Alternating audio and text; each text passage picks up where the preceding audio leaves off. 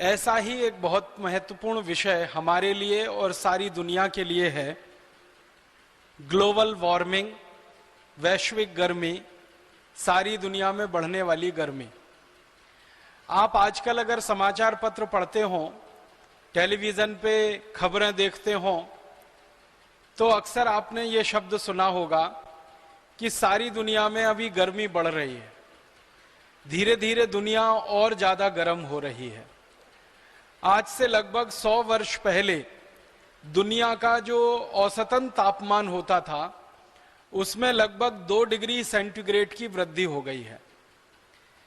हमारे भारत के और दुनिया के बहुत सारे वैज्ञानिक जो इस विषय पर काम कर रहे हैं, उनका ऐसा मानना है कि अगर इसी रफ्तार से दुनिया चलती रही तो अगले 20 से 25 वर्षों में और अधिक से अधिक सन 2050 तक आते आते सारी दुनिया की गर्मी और ज्यादा लगभग 4 डिग्री सेंटीग्रेड तक बढ़ जाएगी। और अगर ये गर्मी बढ़ गई सारी दुनिया में, तो वैज्ञानिकों का ये कहना है कि उत्तरी ध्रुव पर जो बर्फ जमा है वो बर्फ बहुत तेजी से पिघलना शुरू हो जाएगी। हमारे भारत देश में जो हिमालय में ग्लेशियर हैं, ये ग्लेशियर पिघलना शुरू हो जाएंगे। अगर उत्तरी ध्रुव की बर्फ पिघलती है और हिमालय के ग्लेशियर पिघलते हैं तो नदियों में पानी बहुत ज्यादा आएगा, और नदियों में पानी का अगर सतह बढ़ती है, तल बढ़ता है, तो ये बढ़ा हुआ नदियों का पानी अंत में जाके समुद्र में मिलेगा, तो समुद्र में पानी बढ़ जाएगा। और कहा यह जा रहा है कि समुद्र के पानी में थोड़ी सी बढ़ोतरी अगर हो गई, मामूली सी बढ़ोतरी अगर हो गई, समुद्र के पानी में आप कल्पना करिए लगभग 6-7 इंच की वृद्धि अगर हो जाए, वैज्ञानिक तो अनुमान कर रहे हैं कि 12 से 14 इंच की वृद्धि हो सकती है, लेकिन अगर 6 से 7 इंच के समुद्र के पानी के सतह में वृद्धि हो गई तो आपको बहुत दुख होगा ये जानकर कि दुनिया के बहुत सारे देश उसमें डूब जाएंगे। और दुनिया के देश जो डूबेंगे उनमें भारत का भी बहुत बड़ा इलाका है जो समुद्र में डूब सकता है। हमारे भारत में आपको मालूम है कि समुद्र के किनारे लगभग 2 लाख गांव हैं संपूर्ण भारत देश में। कर्नाटक में एक बहुत बड़ा इलाका है जो समुद्र के किनारे है। आंध्र प्रदेश का एक बहुत बड़ा क्षेत्र है जो समुद्र के किनारे है। तमिलनाडु का एक बहुत बड़ा क्षेत्र है, समुद्र के किनारे है। केरल का बहुत बड़ा क्षेत्र है, समुद्र के किनारे है। बंगाल का बहुत बड़ा क्षेत्र है, समुद्र के किनारे है। उड़ीसा का बहुत बड़ा क्षेत्र है, समुद्र के किनारे है। भारत में ऐसे लगभग 12 राज्य हैं जिनका कोई ना कोई इलाका समुद्र से लगता है। और अगर समुद्र के तल में 5-6 इंच से लेकर 12 से 14 इंच की वृद्धि हो गई तो भारत के लाखों लाखों गांवों का अस्तित्व खत्म हो सकता है। हमारे देश का जो गोवा है, जो सबसे खूबसूरत राज्यों में गिनती किया जाता है, ये गोवा पूरा समुद्र में डूब सकता है।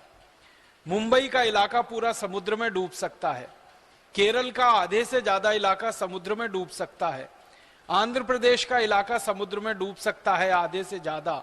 उड़ीसा, बंगाल, कर्नाटक, कई राज्यों का काफी इलाका समुद्र में डूब सकता है।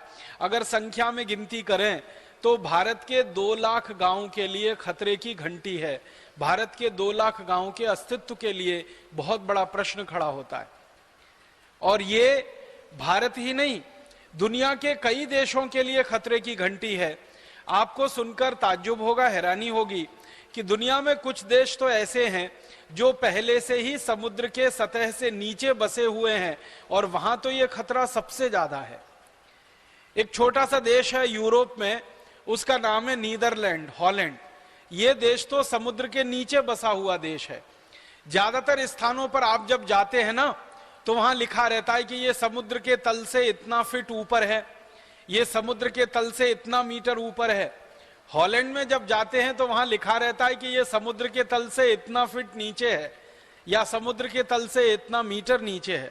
तो हॉलैंड जैसे देश जो पहले से ही समुद्र तल के नीचे हैं, उनके अस्तित्व को तो और भी बड़ा खतरा है। अगर ये दुनिया में गर्मी बढ़ती जाए और इस बढ़ती हुई गर्मी से बर्फ पिघलना शुरू हो जाए उत्तरी ध्रुवों की बर्फ पिघल जाए, भारत के हिमालय क्षेत्र की बर्फ पिघल जाए, तो लाखों गांवों के लिए, हजारों शहरों के लिए खतरा है।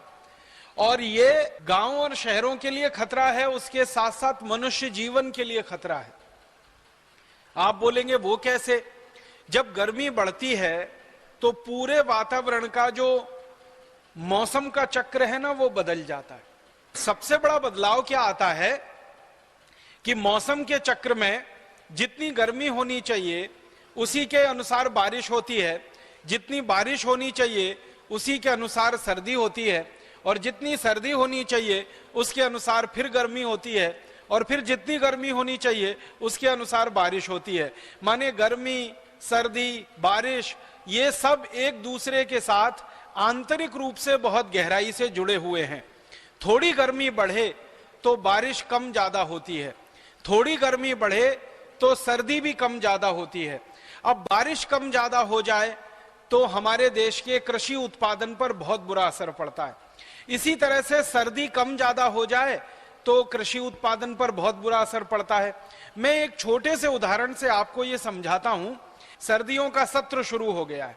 ये सर्दियों का सत्र थोड़े दिन चलेगा, लगभग 3 से 4 महीने। अगर इसमें सर्दी आधा डिग्री सेंटीग्रेड भी कम हो जाए, जितनी जरूरत है अगर उतनी सर्दी ना हो, तो आपको सुनकर हैरानी होगी कि गेहूं की फसल नहीं आएगी। गेहूं जो पकता है हमारे देश में दाने के रूप में, वो पकेगा नहीं, फसल पूरी नहीं आएगी, गेहूं का उत्पादन बहुत कम हो जाएगा। इसी तरह से उल्टा है, अगर गर्मी ज्यादा बढ़ जाए तो गर्मियों के सीजन में, गर्मियों के सत्र में आने वाली फसल के उत्पादन पर बहुत बुरा असर पड़ता है। तो गर्मी जितनी होनी चाहिए उतनी ही होनी चाहिए, सर्दी जितनी होनी चाहिए उतनी ही होनी चाहिए, बारिश जितनी होनी चाहिए उतनी ही होनी चाहिए। जो प्रकृति ने तय किया है हजारों साल की व्यवस्था में, लाखों साल की व्यवस्था में, वो कम ज्यादा नहीं होना चाहिए। वो जैसा प्रकृति ने तय किया है वैसे ही रहना चाहिए, तब तो सारी दुनिया अच्छे से चलती है। लेकिन इसमें कम ज्यादा थोड़ा भी हो जाए तो सारी दुनिया तहस नहस हो सकती है। लाखों लाखों एकड़ गेहूं की फसल बर्बाद हो जाए, लाखों लाखों एकड़ बाजरे की फसल खराब हो जाए, लाखों लाखों एकड़ मक्की की फसल खराब हो जाए, लाखों लाखों एकड़ धान की फसल खराब हो जाए, ये पूरी संभावना है अगर मौसम का चक्र थोड़ा भी इधर से उधर हो जाए या थोड़ा भी मौसम के चक्र में परिवर्तन हो जाए। इसलिए सारे दुनिया के वैज्ञानिक बहुत ज्यादा इस बात पर चिंतित हैं कि पिछले 100 वर्षों में वातावरण में 2 डिग्री सेंटीग्रेड की गर्मी तो हो चुकी है, और अगले 50 वर्ष तक, माने 2050 तक आते आते और 2-2.5 डिग्री सेंटीग्रेड बढ़ जाए ऐसी संभावना दिख रही है।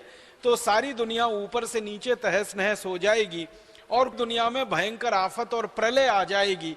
इसलिए सारे दुनिया के देश मिलकर आजकल एक वार्ता कर रहे हैं, एक संवाद कर रहे हैं, और उस वार्ता और संवाद का मुख्य विषय है कि सारी दुनिया की गर्मी को कैसे कम किया जाए और इस गर्मी को कैसे रोका जाए। अंतर्राष्ट्रीय स्तर पर एक संधि हुई है, उस संधि का नाम है क्योटो प्रोटोकॉल। क्योटो एक छोटा सा शहर है जापान नाम के देश में। वहां पर लगभग 4 वर्ष पहले दुनिया के 156 देशों के राष्ट्रपति, प्रधानमंत्री सब लोग इकट्ठे हुए। भारत के भी प्रधानमंत्री गए, अमेरिका के राष्ट्रपति वहां आए, चीन के राष्ट्रपति वहां आए, और दुनिया के सभी 156 देशों के राष्ट्रपति, प्रधानमंत्री वहां एकत्रित हुए।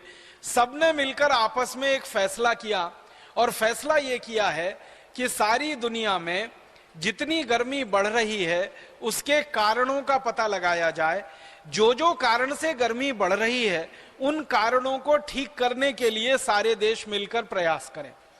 तो लगभग 4-5 वर्षों से पूरी दुनिया में वैज्ञानिकों के छोटे बड़े दल बने हैं, और वो इस बात का अध्ययन कर रहे हैं कि ये जो गर्मी बढ़ रही है इसके सबसे बड़े कारणों में से मुख्य कारण कौन कौन से हैं। तो वैज्ञानिकों ने जो अभ्यास किया, अब तक जो अध्ययन किया है, उसके लिए जो सबसे बड़ा दल बना भारत के वैज्ञानिकों का और दुनिया के वैज्ञानिकों का, उसके अध्यक्ष एक बहुत बड़े वैज्ञानिक बने। उनका नाम है डॉक्टर R.K. पचौरी। उनके नेतृत्व में वैज्ञानिकों का एक बड़ा दल बना उस दल ने लगभग 4 वर्षों से थोड़े ज्यादा समय अध्ययन किया। अध्ययन करके उन्होंने जो सारी दुनिया को बताया कि गर्मी बढ़ रही है, उसके सबसे बड़े कारणों में से एक कारण है लोगों का जीवन शैली। और लोगों का जीवन शैली में सबसे मुख्य कारण है लोगों के द्वारा मांसाहारी भोजन का उपयोग और उपभोग। हम जानते हैं कि दुनिया में 2 तरह के लोग रहते हैं इस समय। एक तो ऐसे लोग हैं जो जीवन में बचपन से लेकर और उम्र के आखिरी दिन तक शाकाहारी हैं, और एक ऐसे भी लोग हैं दुनिया में जो बचपन से लेकर और उम्र के आखिरी दिन तक मांसाहारी हैं। तो भारत के और दुनिया के वैज्ञानिकों ने जो अध्ययन किया तो पाया कि जो लोगों की जीवन शैली में मांस खाना बहुत ज्यादा है, जो बहुत ज्यादा मांस का उपयोग करते हैं, जो बहुत ज्यादा मांस का उपभोग करते हैं, उनके कारण दुनिया में सबसे ज्यादा गर्मी बढ़ रही है। अगर उस गर्मी के बढ़ने को कोई अंक से निरूपित किया जाए और मैं आपको समझाने के लिए एक सरल अंक का उपयोग करूं तो ऐसे समझ लीजिए कि दुनिया में 20 कारण हो सकते हैं, 50 कारण हो सकते हैं गर्मी बढ़ने के। उनमें सबसे बड़ा कारण है मांस का उत्पादन और उसका उपभोग। तो मांस का उत्पादन करने वाले जो देश और मांस का उपभोग करने वाले जो देश हैं वो सबसे ज्यादा गर्मी बढ़ा रहे हैं। अब इस गर्मी बढ़ाने को प्रतिशत में अगर मैं बताने की कोशिश करूं तो मान लीजिए 100% कुल अंक होते हैं, तो इसमें 25% गर्मी बढ़ रही है वो मांसाहारी लोगों के जीवन शैली के कारण बढ़ रही है। 18% जो गर्मी बढ़ रही है वो दुनिया में फालतू गाड़ियां चलाने से और बिना जरूरी यात्राएं करने से बढ़ रही है। 25% गर्मी बढ़ रही है मांसाहारी भोजन से, 18% गर्मी बढ़ रही है फालतू के यातायात से, और बची हुई जो गर्मी बढ़ रही है वो बची हुई गर्मी बढ़ रही है प्रदूषण से और औद्योगिक उत्पादन के द्वारा और सेवाओं के द्वारा, और थोड़ा बहुत हिस्सा उसमें खेती और जानवरों के द्वारा। तो कुल मिलाकर गर्मी बढ़ने के इतने सारे कारण हैं। औद्योगिक कारणों में लगभग 18-20 कारण हैं, उनके ज्यादा विस्तार में नहीं जाना चाहता, समय चला जाएगा। तो औद्योगिक उत्पादन को सारी दुनिया में कहा गया कि एक उत्पादन ऐसा जो बहुत जरूरी है लोगों के जीवन को चलाने के लिए, जो आवश्यक उत्पादन है, और एक उत्पादन ऐसा जो बिल्कुल जरूरी नहीं है, लोगों के जीवन को बिना उस उत्पादन के भी चलाया जा सकता है। जैसे मैं एक उदाहरण दूं कि हम खाना खाते हैं तो खाना खाने के लिए चावल का उत्पादन करना पड़ता है, गेहूं का उत्पादन करना पड़ता है, चने दाल सब्जियों का उत्पादन करना पड़ता है, फलों का उत्पादन करना पड़ता है, हमें सूखे मेवों का उत्पादन करना पड़ता है। तो इस उत्पादन को माना जाता है ये जरूरी उत्पादन है। इसी तरीके से आपको स्नान करना है तो आपको साबुन चाहिए, कपड़े धोने हैं तो आपको वॉशिंग पाउडर, डिटर्जेंट पाउडर चाहिए, आपको अपने जीवन में दैनिक कामों को पूर्ति करने के लिए जो काम में आने वाली चीजों का उत्पादन है वो भी जरूरी माना जाता है। तो दुनिया में 2 तरह का उत्पादन है, एक जरूरी, गैर जरूरी उत्पादन क्या माना जाता है दुनिया में। उदाहरण के लिए आप अपने घर में रेफ्रिजरेटर का इस्तेमाल करते हैं तो ये रेफ्रिजरेटर का सारी दुनिया में उत्पादन गैर जरूरी माना जाता है। माने अगर रेफ्रिजरेटर ना भी बने तो भी हमारा जीवन चलाया जा सकता है। इसी तरह से एयर कंडीशनर में हम रहते हैं तो एयर कंडीशनर का उत्पादन गैर जरूरी माना जाता है। तो गैर जरूरी उत्पादन में मैंने 2 उदाहरण दिए, रेफ्रिजरेटर है, एयर कंडीशनर है, और जरूरी उत्पादन में मैंने कहा चना, चावल, दाल, मटर आदि आदि चीजें हैं। तो जो जरूरी उत्पादन है हमारे लिए और सारी दुनिया के लिए, उसके द्वारा जो गर्मी बढ़ रही है वो मात्र 18% है, और जो गैर जरूरी उत्पादन के द्वारा दुनिया में गर्मी बढ़ रही है वो लगभग 32% है। तो 32% गर्मी बढ़ रही है दुनिया में ऐसी वस्तुओं के उत्पादन से जो हमारे और दुनिया के ज्यादा काम की नहीं है, विलासिता की वस्तुएं जिनको हम कह सकते हैं। तो विलासिता की वस्तुओं का उत्पादन करके 32% गर्मी बढ़ रही है। जरूरी वस्तुओं का उत्पादन करके 18% गर्मी बढ़ रही है, 25% अकेली गर्मी बढ़ रही है मांस का उत्पादन करके, और बची हुई जो गर्मी का हिस्सा है वो हमारे फुटकर क्रियाकलापों से बढ़ती रहती है, जिसमें मैंने एक क्रियाकलाप बताया था ट्रांसपोर्टेशन, यातायात। उसमें से एक यातायात जो बहुत जरूरी है और एक यातायात जो बिल्कुल काम का नहीं है, जो गैर जरूरी है। तो ऐसे करके दुनिया में सारा बंटवारा हुआ है। सारे वैज्ञानिकों का यह मानना है कि सबसे ज्यादा अगर गर्मी कम हम कर सकते हैं तो एक ही क्षेत्र में इस समय कम कर सकते हैं, और वो क्षेत्र है मांस के उत्पादन में कमी लाकर और मांस के उपभोग को कम करके सारी दुनिया में गर्मी को कम किया जा सकता है। अगर सारी दुनिया शाकाहारी हो जाए, सारी दुनिया निरामिष हो जाए, सारे दुनिया के लोग मांस खाना बंद कर दें, सारे दुनिया के लोग जानवरों की हत्या करना बंद कर दें, तो सबसे तेजी से गर्मी कम हो सकती है, और वो कुल गर्मी का लगभग 25% है। और फिर आश्चर्य की बात आपको और बताऊं कि अगर मांस उत्पादन खत्म हो जाए सारी दुनिया में और मांस का उपभोग खत्म हो जाए, तो गैर जरूरी जो यातायात की गर्मी है वो भी कम हो जाएगी। क्योंकि आपको सुनकर हैरानी होगी कि जो जरूरी यातायात के लिए डीजल पेट्रोल खर्च होता है, उससे 2.5 गुना ज्यादा गैर जरूरी यातायात के लिए डीजल और पेट्रोल का खर्चा होता है पूरी दुनिया में। आप कोई काम से बहुत जरूरत से अपनी गाड़ी चलाकर जा रहे हैं, उसमें अगर 1 लीटर डीजल खर्च हो रहा है, तो बेकार के फालतू के लिए आप जो जा रहे हैं कहीं या किसी चीज को ला रहे हैं, उसमें 2.5 लीटर खर्च होता है। तो ये मांस का जो उत्पादन होता है दुनिया में, वो कुछ कुछ देशों में होता है, और सारी दुनिया में ये मांस बिक्री के लिए भेजा जाता है। तो मांस का उत्पादन करने के लिए पहले जानवरों को ट्रक में भर भर के किसी मांस के उत्पादन केंद्र तक लाया जाता है, और जानवरों को भर भर के ट्रक में जो लाया जाता है उसमें सबसे ज्यादा डीजल पेट्रोल का खर्चा होता है। फिर उन जानवरों को काट देने के बाद उनका मांस निकाला जाता है, फिर उस मांस को डब्बों में भर भर के दुनिया भर के देशों में बेचने के लिए भेजा जाता है, फिर उसमें फालतू डीजल पेट्रोल का खर्च होता है। एक तो जो यात्रा हो रही है, जानवरों का मांस भर के ले जाया जा रहा है, दूसरा उस मांस को कम तापमान पे रखना पड़ता है ताकि वो जल्दी खराब ना होने पाए, क्योंकि एक देश में मांस का उत्पादन हो रहा है और दूसरे देश में बिक्री के लिए वो जा रहा है। कल्पना करिए कि कनाडा में मांस का उत्पादन हो रहा है और वो भारत में बिक्री के लिए आ रहा है, तो कनाडा से 20,000 मील की दूरी तय करके वो भारत में आएगा, या अमेरिका में मांस उत्पादन हुआ और भारत में आ रहा है, या भारत में मांस उत्पादन हुआ और अमेरिका जा रहा है। तो ये हजारों मील की जो दूरी मांस के लिए तय की जाती है, मांस को एक स्थान से दूसरे स्थान तक ले जाने के लिए, इसमें मांस का लाना ले जाना तो एक बात है, लेकिन मांस को कम तापमान पर रखने के लिए उसको हर समय एयर कंडीशनड स्थिति में रखना पड़ता है। उसमें जो ऊर्जा खर्च होती है वो आने जाने से भी कई गुना ज्यादा होती है। तो वैज्ञानिकों का यह कहना है, सारी दुनिया में, भारत के ही वैज्ञानिक नहीं, सारे दुनिया के वैज्ञानिक अब इस बात पर सहमत हो रहे हैं कि अगर सारी दुनिया के लोग अपनी जीवन शैली को बदल दें, मांस खाना बंद कर दें, मांस का उपभोग बंद कर दें, तो सारी दुनिया की गर्मी 25% कम हो जाएगी, और फालतू जो ट्रांसपोर्टेशन का खर्चा पूरी दुनिया में हो रहा है और उसके कारण जो 32% गर्मी फालतू में बढ़ रही है वो भी कम हो जाएगी।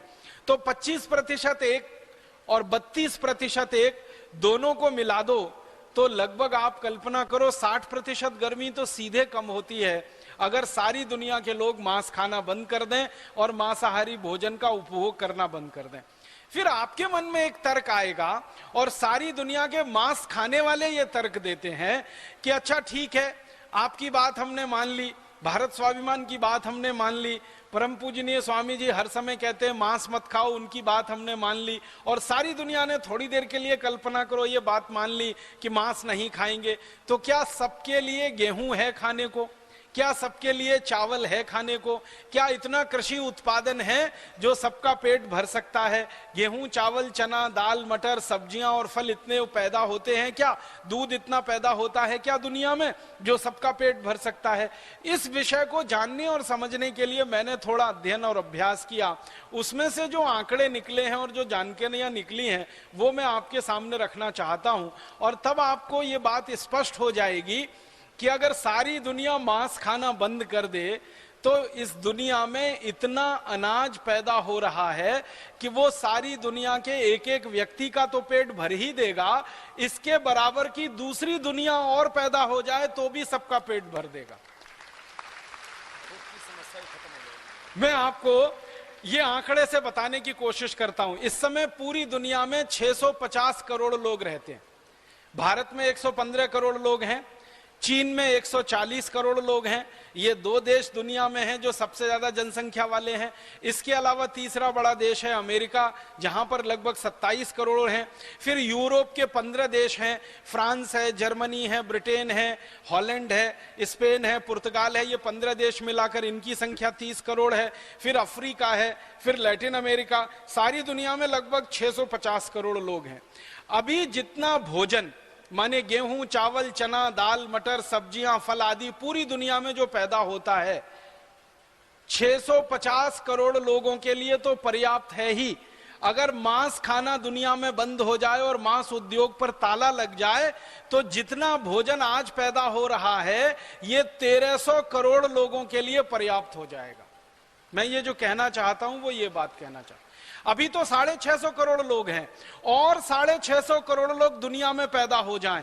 एक तरफ आप मान लीजिए कि सारे दुनिया की जनसंख्या दोगुनी हो जाए, 1300 करोड़ लोग पूरी दुनिया में हो जाएं, और दूसरी तरफ मांस उद्योग पर ताला लगा दिया जाए, तो जितना भोजन आज पैदा हो रहा है, जितना अनाज आज पैदा हो रहा है पूरी दुनिया में, वो 1300 करोड़ लोगों का पेट भरने के लिए पर्याप्त है।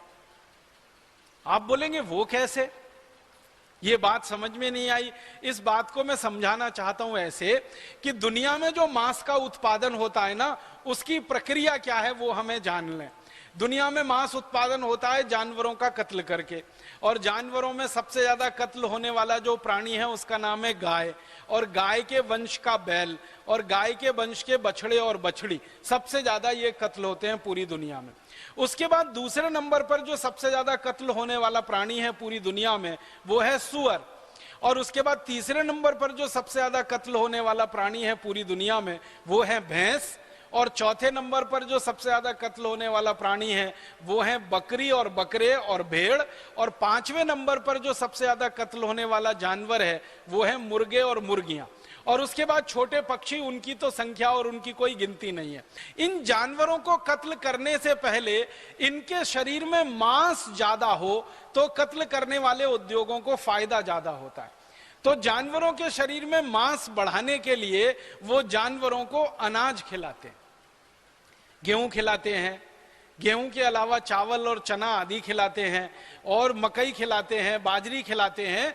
तो इन जानवरों को भोजन खिलाया जाता है। ये जानवर सभी प्रकृति से जो है ना घास खाने वाले हैं। गाय घास खाने वाली है, भैंस घास खाने वाली है, इसी तरह से सूअर जो है ना मनुष्य का मल और दूसरी चीजें खाने वाला है, इसी तरह से बकरी और बकरे पूरी तरह से शाकाहारी जीव है, और ये मुर्गा मुर्गी भी ज्यादातर ऐसी चीजें ही खाते हैं। तो ये जो जानवर हैं ये तो घास खाने वाले और चारा चरने वाले जीव हैं, लेकिन मांस उत्पादन करने वाली कंपनियां इनको जबरदस्ती गेहूं, चावल, चना, दाल, मटर और बाजरी और मक्की ऐसी चीजें खिलाते हैं। इनको खिलाने से क्या फायदा होता है? ये अगर गेहूं खिलाया जाए जानवरों को, सोयाबीन खिलाया जाए जानवरों को, और बाजरी, मक्की आदि खिलाई जाए जानवरों को, तो वो बहुत जल्दी मोटे होने लगते हैं, बहुत जल्दी उनके शरीर में चर्बी बढ़ने लगती है, बहुत जल्दी उनके शरीर में फैट बढ़ने लगता है, और बहुत जल्दी उनका शरीर भारी होने लगता है। और जानवरों को काटकर बेचने वाले जो लोग हैं उनके लिए तो सबसे अच्छा यही है कि जो जानवर जितना ज्यादा भारी होगा, जितना ज्यादा वजन होगा, उसमें मांस उतना ज्यादा ही निकलेगा, बिक्री होगी तो उसमें मुनाफा उतना ही ज्यादा होगा। तो मांस उत्पादन करने वाली कंपनियां जानवरों को वो भोजन कराती हैं जो भोजन मनुष्य के लिए है। अब वो मनुष्य का भोजन जब जानवरों को करा दिया जाता है तो मनुष्य के हिस्से में भोजन कम पड़ना शुरू हो जाता है, और वही भोजन की कमी हजारों, लाखों, करोड़ों लोगों को भूख से मार देती है। अब मैं थोड़े आंकड़ों की बात करता हूं। सारी दुनिया के जानवरों को गेहूं है, गेहूं से बनने वाली चीजें हैं, मक्की है, मक्की से बनने वाली चीजें हैं, बाजरी और बाजरी से बनने वाली चीजें हैं, सोयाबीन और सोयाबीन से बनने वाली चीजें हैं। तो जानवरों को कृषि उत्पन्न जो अनाज खिलाया जाता है वो कुल अनाज का लगभग 40% है भारत जैसे देशों में और 70% है अमेरिका जैसे देशों में। ये भारत और अमेरिका की दो अलग अलग श्रेणियां मैंने बनाई हैं। भारत का मतलब है दुनिया के गरीब देश, जैसे भारत एक देश है, इंडोनेशिया है, मलेशिया है, पाकिस्तान है, बांग्लादेश है। तो भारत जैसे दुनिया में 186 देश हैं जिनको गरीब देश कहा जाता है। आजकल अंग्रेजी भाषा में एक शब्द विकसित हुआ है इन देशों के लिए, डेवलपिंग कंट्रीज, विकासशील देश या विकसनशील देश। तो भारत और भारत जैसे गरीब देश है, आप समझ लीजिए विकासशील देश। तो 186 देश हैं भारत जैसे। इन सभी देशों में मांस उत्पादन के लिए कुल कृषि उत्पन्न का 40% जानवरों को खिलाया जाता है। अब दूसरी तरफ अमेरिका है, जर्मनी है, फ्रांस है, ब्रिटेन है, कनाडा है और यूरोप के कई सारे देश हैं। इन देशों में कुल कृषि उत्पादन का लगभग 70% जानवरों को खिला दिया जाता है। आप सोचिए, अमेरिका में कुल जितना गेहूं पैदा होता है उस पैदा हुए गेहूं का 70% जानवरों को खिलाया जाता है। क्यों खिलाते हैं? अमेरिका के जानवर गेहूं खाकर, अमेरिका के जानवर सोयाबीन खाकर या कृषि उत्पन्न खाकर जल्दी से मोटे हो जाएं, जल्दी से उनके शरीर में मांस बढ़ जाए, ज्यादा मांस हो जाए, ज्यादा मोटे हो जाएं और उनको फिर काटकर उनका मांस दुनिया में बेचकर अमेरिका की मांस बेचने वाली कंपनियां ज्यादा मुनाफा कमाएं। तो आप सोचिए, जो अमीर देश हैं उनके कृषि उत्पादन का 70% जानवर खा जाते हैं। जो गरीब देश हैं वहां मांस उत्पादन के लिए कुल उत्पादन का 40% खिला दिया जाता है जानवरों को। अगर औसत निकाला जाए, 70 और 40 को जोड़ दिया जाए 110 और इसका औसत निकाला जाए तो 55, माने दुनिया में औसतन आधा अनाज जानवरों को खिलाकर उनको मोटा बनाकर फिर उनका मांस कुछ लोग खाते हैं। अगर इस तर्क को सीधा सा समझने की कोशिश करें कि आधे से ज्यादा अनाज पहले हम जानवरों को खिलाएं, उनको मोटा बनाएं, फिर उनका मांस हम खाएं, इससे अच्छा सीधा सीधा यह है कि वो आधा अनाज सीधे ही हम खा जाएं, तो जितनी जनसंख्या की आज पूर्ति हो रही है उससे दोगुनी जनसंख्या की पूर्ति ऐसे ही हो जाए। तो आप बोलेंगे जी जानवर के लिए कहां से आएगा? प्रकृति ने, भगवान ने, परमात्मा ने ऐसी सुंदर व्यवस्था की है कि जहां से आपके लिए भोजन आता है वहीं जानवरों के लिए भी पैदा हो जाता है। उसके लिए अतिरिक्त प्रयास नहीं करना पड़ता। अगर आप खेती करते हैं, किसान हैं, तो आपको मालूम है हम गेहूं पैदा करते हैं तो गेहूं का ऊपर वाला हिस्सा तो हमारे काम आ जाता है खाने के लिए और नीचे का पूरा हिस्सा किसी गाय बैल भैंस के काम आ जाता है खाने के लिए। तो अतिरिक्त कुछ पैदा नहीं करना पड़ता जानवर के लिए। माने मनुष्य के लिए जो कुछ पैदा हो रहा है उसी से जानवर की पूर्ति होती है। हम मक्की का उत्पादन करते हैं, हम बाजरी का उत्पादन करते हैं, तो मक्की और बाजरी के ऊपर का जो हिस्सा है बाल वाला, जो लगभग 1 फीट का होता है, वो तो हमारे काम आ जाएगा और बचा हुआ नीचे का 6-7 फीट का जो हिस्सा है वो तो किसी जानवर के ही काम आने वाला है। तो प्रकृति और परमात्मा ने तो व्यवस्था ऐसी की है कि मनुष्य के लिए कुल उत्पादन जितना चाहिए उससे 6-7 गुना ज्यादा उत्पादन चारे और घास का जानवरों के लिए हो ही जाता है।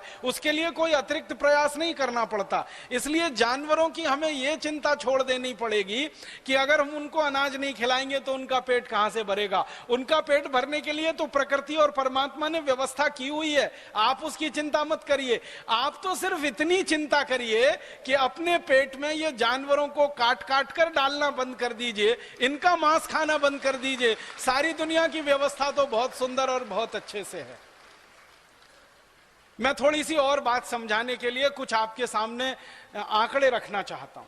सारी दुनिया में इस समय मांस का जो कुल उत्पादन होता है पूरी दुनिया में, 200 देश हैं कुल मिलाकर, भारत सहित, अमेरिका सहित, कनाडा, जर्मनी जैसे, तो पूरी दुनिया के 200 देशों में कुल मांस का एक साल में उत्पादन होता है 28 करोड़ 50 लाख मीट्रिक टन।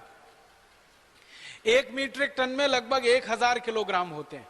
तो 28 करोड़ 50 लाख मीट्रिक टन मांस का उत्पादन पूरी दुनिया में होता है। इस पूरे के पूरे मांस के उत्पादन को मांस पैदा करने वाली कंपनियां बोल रही हैं कि 2050 तक हम इसको 46 करोड़ 50 लाख मीट्रिक टन कर देंगे उस उत्पादन को। मतलब जो उत्पादन आज हो रहा है उसका लगभग दोगुना वो कर देंगे 2050 तक। इसका मतलब सीधा सा ये है कि मांस उत्पादन करने वाली कंपनियां पूरी दुनिया में ताकत से लगी हुई हैं कि मांस का उत्पादन बढ़े। और ये मांस का उत्पादन तभी बढ़ेगा जब मांस का उपभोग बढ़े, मांस का उपयोग बढ़े, मांस का ज्यादा से ज्यादा लोग उपयोग करें। तो मांस पैदा करने वाली कंपनियां पूरी दुनिया को मांसाहारी बनाने के काम में लग गई हैं और उसके लिए उन्होंने कई तरह के तर्क और कुतर्क विकसित कर लिए हैं और रात दिन वो प्रचार कर रही हैं। उनके विज्ञापन रोज टीवी पर आ रहे हैं।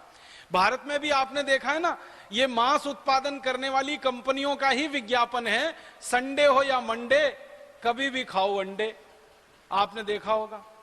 और हमारे देश में मुझे बहुत शर्म आती है, अफसोस होता है कि कई सिनेमा में काम करने वाले एक्टर एक्ट्रेसेस जो निजी जिंदगी में शाकाहारी हैं, वो पैसे के लालच में अंडों का विज्ञापन करते हैं।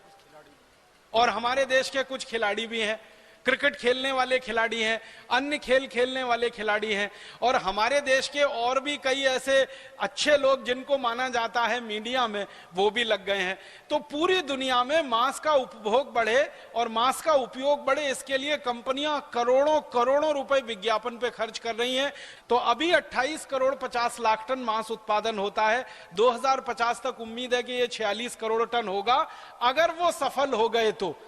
और दूसरी तरफ यह भी संभावना है कि अगर हम सफल हो गए, भारत स्वाभिमान अभियान सफल हो गया और सारी दुनिया में हमारे जैसे विचार के लोग सफल हो गए, तो आने वाले सन 2050 में पूरी दुनिया में मांस का उपभोग 0 होगा, 0 होगा, 0% होगा। माने ये जो 28 करोड़ 50 लाख टन आज हो रहा है, ये 2050 तक आते आते खत्म ही हो जाएगा, बंदी हो जाएगा, अगर हमारे जैसे लोग सफल हो गए और अपनी विचारधारा के लोग सारी दुनिया में बढ़ गए।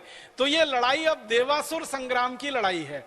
एक तरफ असुर लोग हैं जो मांस पैदा कर रहे हैं, मांस खा रहे हैं और मांस खिला रहे हैं, और एक तरफ आपके जैसे देव लोग हैं, देवता लोग हैं, जो मांसाहारी जीवन शैली के खिलाफ सारी दुनिया को शाकाहारी बना रहे हैं और इस अभियान को बढ़ा रहे हैं योग और प्राणायाम के माध्यम से, और कोई कोई दूसरे लोग मेडिटेशन के माध्यम से, अलग अलग माध्यमों से ये काम चल रहा है। युद्ध सारी दुनिया में इस समय शुरू हो चुका है।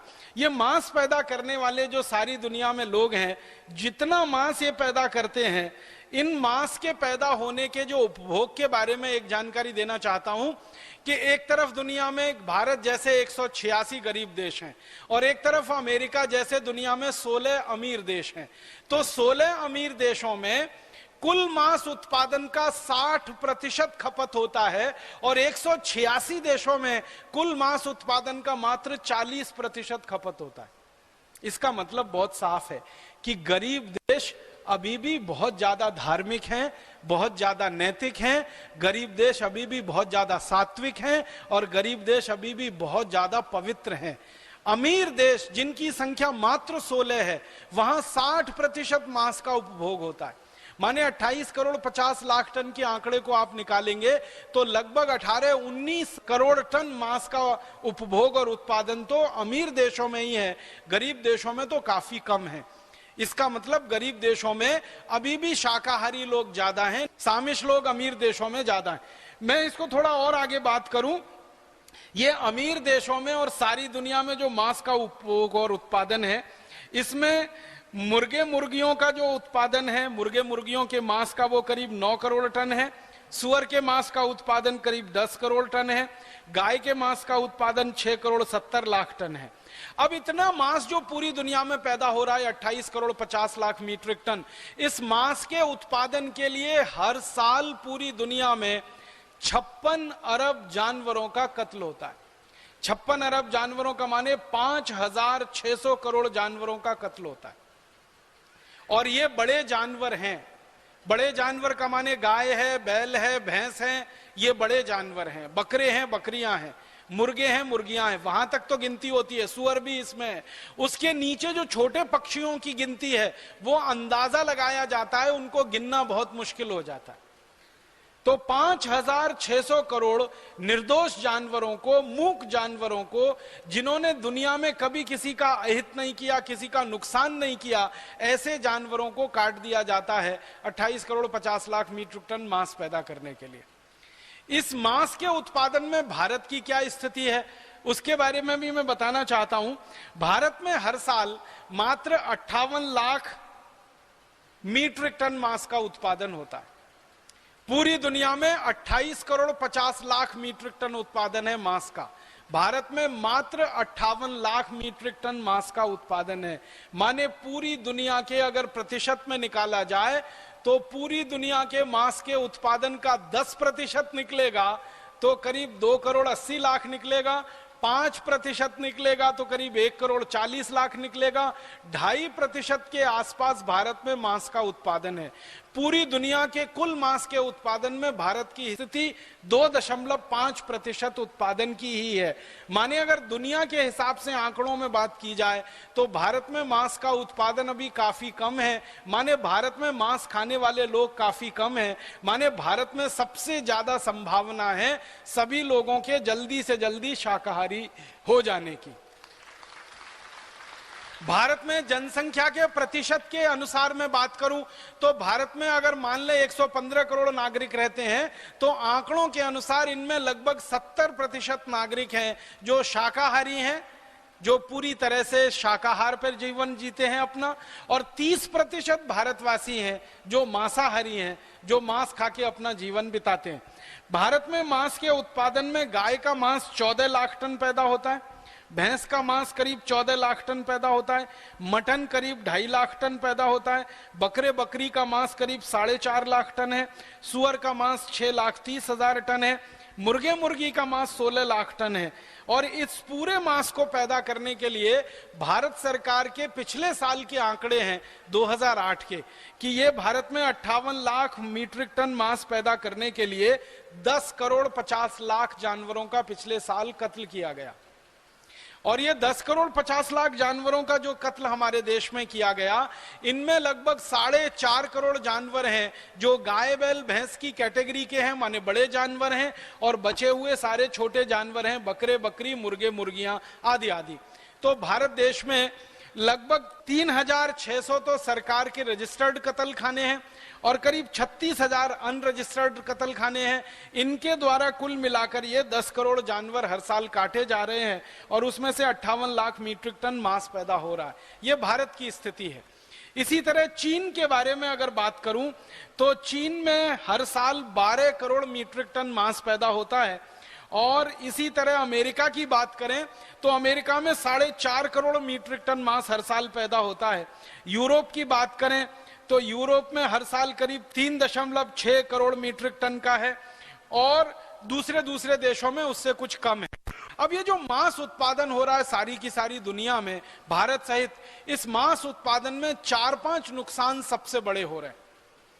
मैंने आपसे सबसे पहले कहा कि जो अनाज हम मनुष्य को खिलाने के लिए पैदा करते हैं वो अनाज का एक बहुत बड़ा हिस्सा जानवरों को खिलाया जा रहा है और जानवरों को मोटा बनाकर उनका मांस खाया जा रहा है।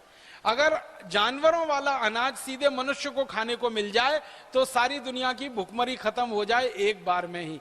मैं आपको एक छोटी सी बात बताऊं, यूनाइटेड नेशंस ने अभी थोड़े दिन पहले स्टडी कराई, संयुक्त राष्ट्र ने एक अध्ययन कराया कि भारत में और दुनिया में हर दिन 40,000 लोग, जिनमें बच्चे भी शामिल हैं, बिना दूध और बिना रोटी के मरते हैं। 40,000 लोग हर दिन मरते हैं, भूख से मरते हैं।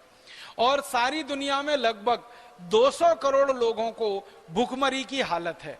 पूरी दुनिया की लगभग 1/3 आबादी भूखमरी के कगार पर है।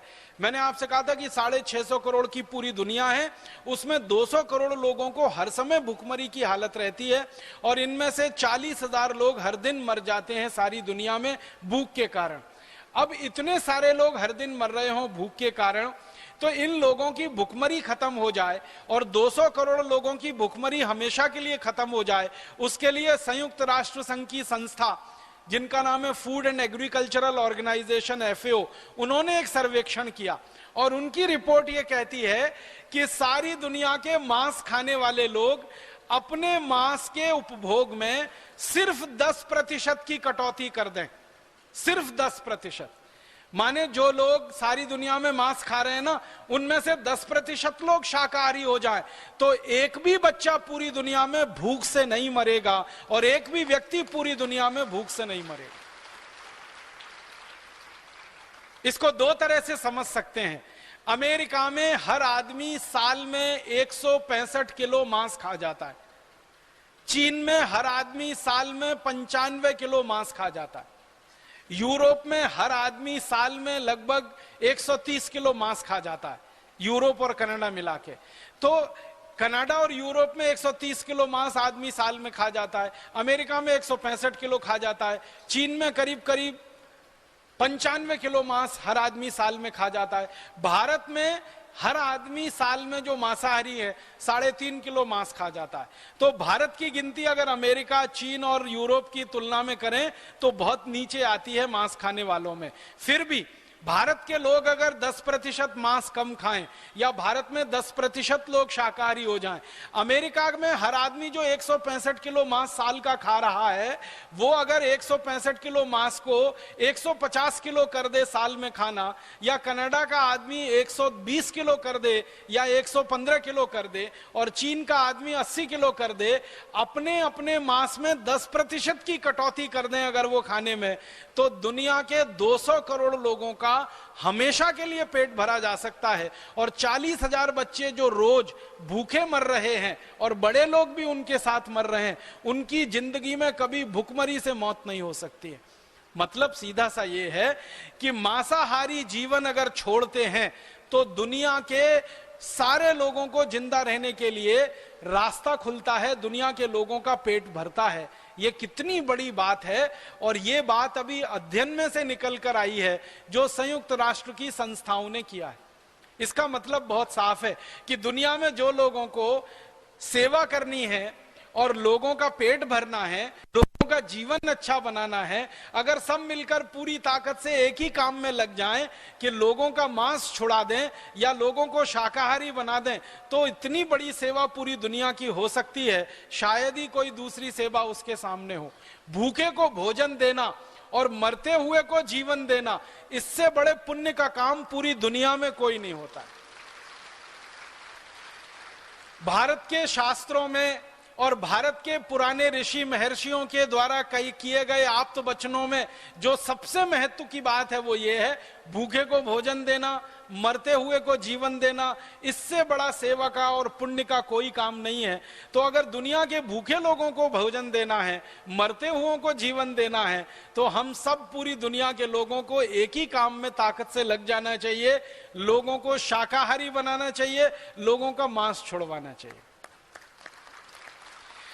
दुनिया के लोगों को शाकाहारी हो जाने में कितने फायदे हैं और दुनिया के लोग अगर मांसाहारी बने रहे तो कितने नुकसान हैं, छोटी छोटी कुछ बातें मैं आपको बताना चाहता हूं। एक बात यह बताना चाहता हूं कि एक साथ पूरी दुनिया में सबसे ज्यादा प्रदूषण अगर फैलता है तो मांस खाने वाले लोगों के कारण फैलता है।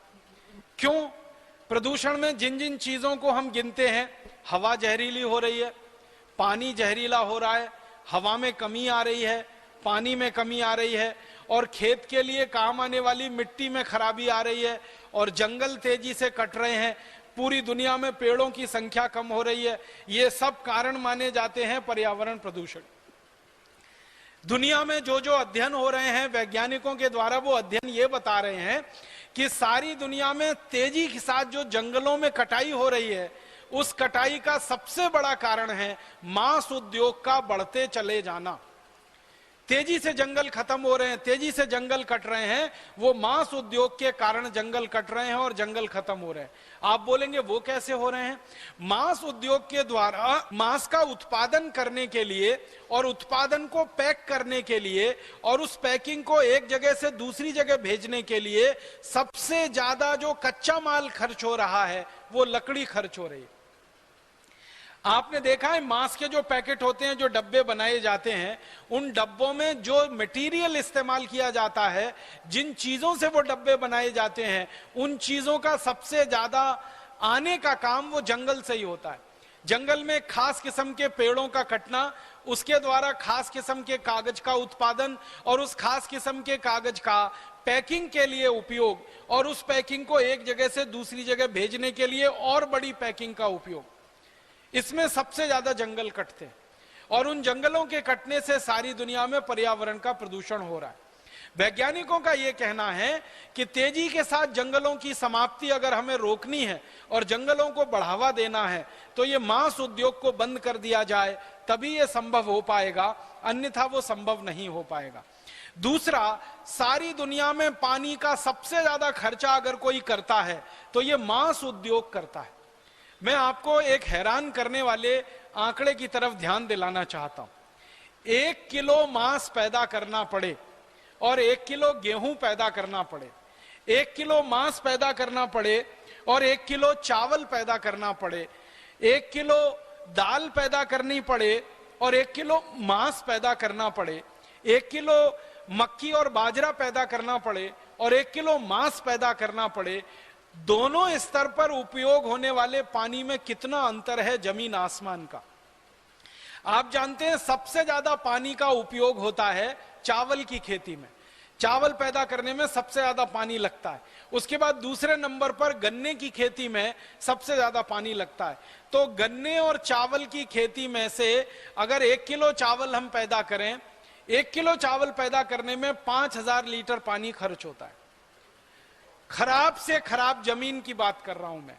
और अगर जमीन बहुत अच्छी है, जमीन बहुत उपजाऊ है, जमीन में नमी बहुत है, तो 1 किलो चावल पैदा करने में मात्र 3 से 3500 लीटर पानी खर्च होता है। तो 1 किलो चावल पैदा करें तो अच्छी जमीन पर 3-3500 लीटर पानी खर्च होगा, खराब से खराब जमीन पर 5000 लीटर पानी खर्च होगा 1 किलो चावल पैदा करने में। 1 किलो गेहूं अगर पैदा करना पड़े तो खराब से खराब जमीन पर जो पानी का खर्चा है वो 1000 से 1500 लीटर है और अच्छे से अच्छे जमीन पर पानी का खर्चा 7 से 800 लीटर है। अगर 1 किलो मक्की और बाजरी पैदा करना पड़े तो 1 किलो बाजरी पैदा करने में मात्र 500 लीटर पानी लगता है, 1 किलो मक्की पैदा करने में 700-750 लीटर पानी लगता है। माने आप अगर देखना चाहें तो इस बात को देखें कि 1 किलो चावल हो या 1 किलो गेहूं हो या 1 किलो मक्की हो या 1 किलो बाजरी हो, इन सबको पैदा करने में अधिक से अधिक 5000 लीटर पानी और कम से कम 500 लीटर पानी खर्च होता है। माने 500 लीटर से लेके 5000 लीटर के पानी में 1 किलो भोजन और अनाज पैदा होता है। अब दूसरी तरफ हम देखें, 1 किलो मांस पैदा करना पड़े, गाय का मांस पैदा करना पड़े जिसको बीफ कहते हैं, सुअर का मांस पैदा करना पड़े जिसको पोर्क कहते हैं, और मटन आदि कोई भी मुर्गे मुर्गियों का मांस पैदा करना पड़े तो 1 किलो मांस पैदा करने में 70,000 लीटर पानी खर्च होता है। और ये मेरे आंकड़े नहीं है, संयुक्त राष्ट्र संस्थाओं के आंकड़े। संयुक्त राष्ट्र की संस्थाओं का कहना है कि 1 किलो बीफ पैदा करें या 1 किलो पोर्क पैदा करें या 1 किलो मटन पैदा करें तो कम से कम 70,000 लीटर पानी खर्च हो जाएगा। और 1 किलो गेहूं, चावल, चना आदि पैदा करें तो 500 लीटर से 5000 लीटर में काम हो जाएगा। मतलब सीधा सा ये है कि 1 किलो अनाज पैदा करने में जितना पानी खर्च होता है उससे लगभग 10 गुना से लेकर 100 गुने तक ज्यादा पानी खर्च होता है मांस पैदा करने में। अब आप जरा सोचिए कि सारी दुनिया में अगर 1 किलो मांस पैदा करने में 70,000 लीटर पानी खर्च हो रहा है तो 28 करोड़ 50 लाख मीट्रिक टन, 28 करोड़ में 1000 का गुणा कर लो, इतने करोड़ किलोग्राम, और उसमें फिर 70,000 का गुणा करो, कितने करोड़ लीटर पानी की बर्बादी होती है मांस के उत्पादन। और आप जानते हैं पानी एक ऐसी वस्तु है जिसको किसी भी रासायनिक प्रक्रिया के द्वारा कारखाने में नहीं बनाया जा सकता और कितने ही पैसे खर्च करके आपके घर में पैदा नहीं किया जा सकता। पानी तो एक ऐसी वस्तु है जो प्रकृति के द्वारा ही हमको मिलती है। प्रकृति की एक ऐसी व्यवस्था है जिसमें से पानी हमको मिलता है। समुद्र का पानी गर्मियों में वाष्प बन के उड़ता है, बादलों के रूप में इकट्ठा होता है, फिर बादलों में संघनन की क्रिया चलती है, और जब कम दबाव का क्षेत्र बन जाता है तो बादल बरस पड़ते हैं और पानी हमें मिल जाता है। इसी प्रकृति की प्रक्रिया के तहत एक एक बूंद पानी मिलता है, और उस एक एक बूंद पानी का सबसे ज्यादा दुरुपयोग अगर कहीं हो रहा है तो मांस पैदा करने वाले उद्योगों में हो रहा है। 1 किलो मांस के लिए 70,000 लीटर पानी की बर्बादी। मैंने इस 2 दिन से इसका हिसाब निकाला, तो मैं आपको एक सरल बात कहना चाहता हूं। आप अपने बाथरूम में, अपने स्नान घर में नल खोल के खड़े हो जाइए, 7 मिनट तक रोज नहाइए, 6 महीने लगातार नहाइए, उतने दिन में जितना पानी आप खर्च करेंगे उतना पानी 1 किलो मांस पैदा करने में खर्च हो जाएगा। माने एक साधारण आदमी 6 से 7 महीने रोज 6 मिनट अपने ऊपर पानी डाले, शॉवर के द्वारा पानी डाले या बाल्टी और मग से नहाने की कोशिश करे, तो 6 महीने लगातार कोई व्यक्ति नहाने में जितना पानी खर्च करेगा उतना पानी 1 किलो मांस पैदा करने में एक क्षण में खर्च हो जाएगा। इसको एक दूसरे तरह से समझने की कोशिश करें। अच्छे से अच्छा पानी पीने वाला व्यक्ति दिन में 3 लीटर पानी पिए, और एक दिन में अगर वो 3 लीटर पानी पिए तो महीने में 90 लीटर पानी पिए, साल में 900 लीटर पानी पिए या 1000 लीटर पानी पिए, तो साल में एक व्यक्ति 1000 लीटर पानी पिएगा। 70 साल में एक व्यक्ति जितना पानी पिएगा उतना पानी 1 किलो मांस पैदा करने में एक क्षण में खर्च हो जाएगा। आप जरा सोचिए कितना बड़ा अत्याचार हो रहा है दुनिया में कि आप अगर 70 साल जिंदा रहते हैं, एक व्यक्ति जितना पानी का उपभोग करते हैं 70 साल में पीने के लिए, उतने पानी में 1 किलो मांस पैदा होता है। हम 6 महीने नहाने में जितना पानी खराब करते हैं उतना 1 किलो मांस पैदा करने में खर्च हो जाता है। और अगर परिवारों की संख्या गिनना शुरू करें तो मांस उत्पादन करने वाले उद्योग के लिए जितने पानी का खर्चा हो रहा है उतने ही पानी में 20 करोड़ परिवारों का जिंदगी भर के लिए, अगर 100 साल की जिंदगी मानी जाए तो जिंदगी भर के लिए पानी का खर्चा निकल सकता है। इसका मतलब समझते हैं, सारी दुनिया में 20 करोड़ परिवार भारत देश में है, तो पूरी दुनिया में भारत जैसे देश लोगों का जिंदगी भर के लिए खर्चा निकल आए, इतने पानी का उपभोग भारत के लोग कुल मिलाकर जितना करते हैं उतना दुनिया का मांस उद्योग पानी को बर्बाद कर देता है। मांस के उत्पादन में कितनी पानी की बर्बादी हो रही है इस मांस के उत्पादन में, आप सोचिए। करोड़ों लोगों को पीने के लिए पानी नहीं मिल रहा है दुनिया में, और इधर मांस उद्योग हजारों करोड़ लीटर पानी की बर्बादी कर रहा है। हमें अफसोस है, ये कहते हुए कोई खुशी नहीं होती, आजादी के 63 साल के बाद भी इस देश में लगभग 14 करोड़ परिवारों को पीने का शुद्ध पानी नहीं है। 20 करोड़ तो कुल परिवार हैं, 6 करोड़ परिवारों के पास तो पीने का शुद्ध पानी है, 14 करोड़ परिवारों के पास पीने का शुद्ध पानी नहीं है। 14 करोड़ परिवारों की माताओं बहनों को पीने का शुद्ध पानी लेने के लिए अपने अपने घर से 3-3, 4-4 किलोमीटर दूर पैदल जाना पड़ता है, 1 बाल्टी पानी लाना पड़ता है। और भारत देश में 14 करोड़ परिवारों में यह दृश्य रोज देखने को मिलता है कि माताएं बहनें सवेरे 3-4 बजे उठती हैं, एक खाली बाल्टी लेके जाती हैं, उसमें पीने का पानी भर के लाती हैं, फिर भोजन बनाती हैं, फिर दोपहर को वही बाल्टी खाली लेके जाती हैं, फिर पीने का पानी लाती हैं, फिर शाम का भोजन बनता है, और इसी में उनका पूरा जीवन तमाम होता है, पीने का पानी लाने और भोजन बनाने में। तो 14 करोड़ परिवारों को भारत में पीने का शुद्ध पानी ना मिले, और भारत जैसे देश में मांस उत्पादन करने वाली कंपनियां हजारों करोड़ लीटर पानी का दुरुपयोग करें, और सारी दुनिया में मांस पैदा करने वाली कंपनियां करोड़ों करोड़ों लीटर पानी का दुरुपयोग करें, यह बहुत बड़ा अन्याय और अत्याचार है जो पानी को लेकर पूरी दुनिया के लोगों के ऊपर किया जा रहा है। दूसरा बड़ा अन्याय और अत्याचार क्या होता है, जब जानवरों का मांस बाजार में बिकता है तो उनको कत्ल किया जाता है। कत्ल करने के लिए कत्ल खाने बनाए जाते हैं।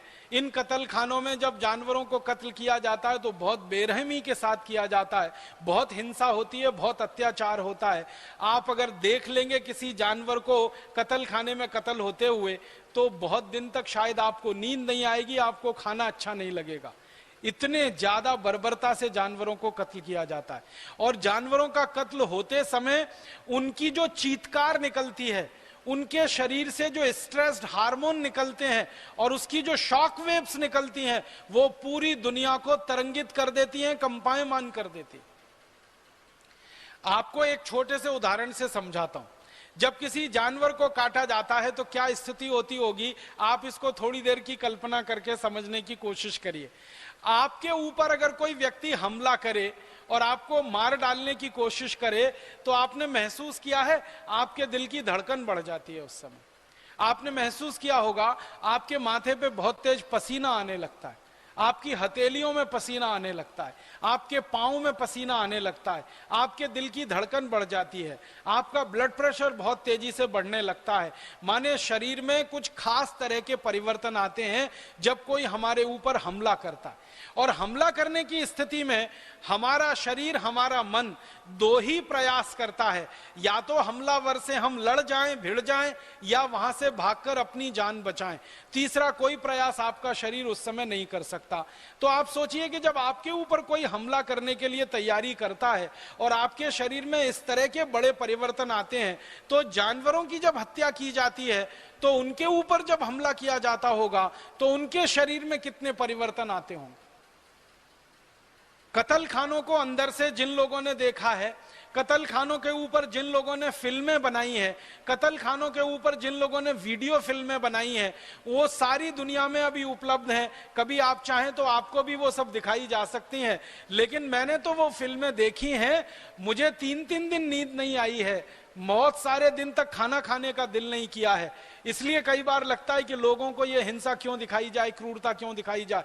बहुत तकलीफ की स्थिति में जानवरों को काटा जाता है। गाय को जब काटते हैं, भैंस को जब काटते हैं, बैल को जब काटते हैं, ऐसे ही नहीं काट देते एकदम में, धीरे धीरे उनको तड़प तड़प के मरने के लिए मजबूर होने की स्थिति में काटते हैं।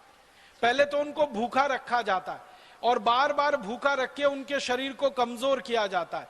फिर इनके ऊपर गर्म पानी की बौछार डाली जाती है और वो गर्म पानी 70 डिग्री सेंटीग्रेड से लेकर 100 डिग्री सेंटीग्रेड तक का होता है। उस गर्म पानी की बौछार में जानवरों का शरीर फूलना शुरू हो जाता है, उसमें सूजन आना शुरू हो जाती है। जब शरीर पूरी तरह से फूल जाता है, गाय बैल भैंस तड़पते रहते हैं, चीखते रहते हैं, चिल्लाते रहते हैं, तब जीवित स्थिति में उनकी खाल को उतारा जाता है। और जीवित स्थिति में खाल को उतार कर जो खून इकट्ठा होता है वो खून भी जीवित स्थिति में इकट्ठा किया जाता है। फिर गर्दन पे एक तरफ छोटा सा कट लगाया जाता है, गर्दन एक तरफ लुढ़क जाती है, फिर उसमें से बल बल बल बल खून निकलना शुरू होता है। तब तक जानवर तड़पता रहता है, अपने को छुड़ाने की कोशिश करता रहता है, लेकिन कसाई उसको पूरी तरह से मार नहीं देते हैं।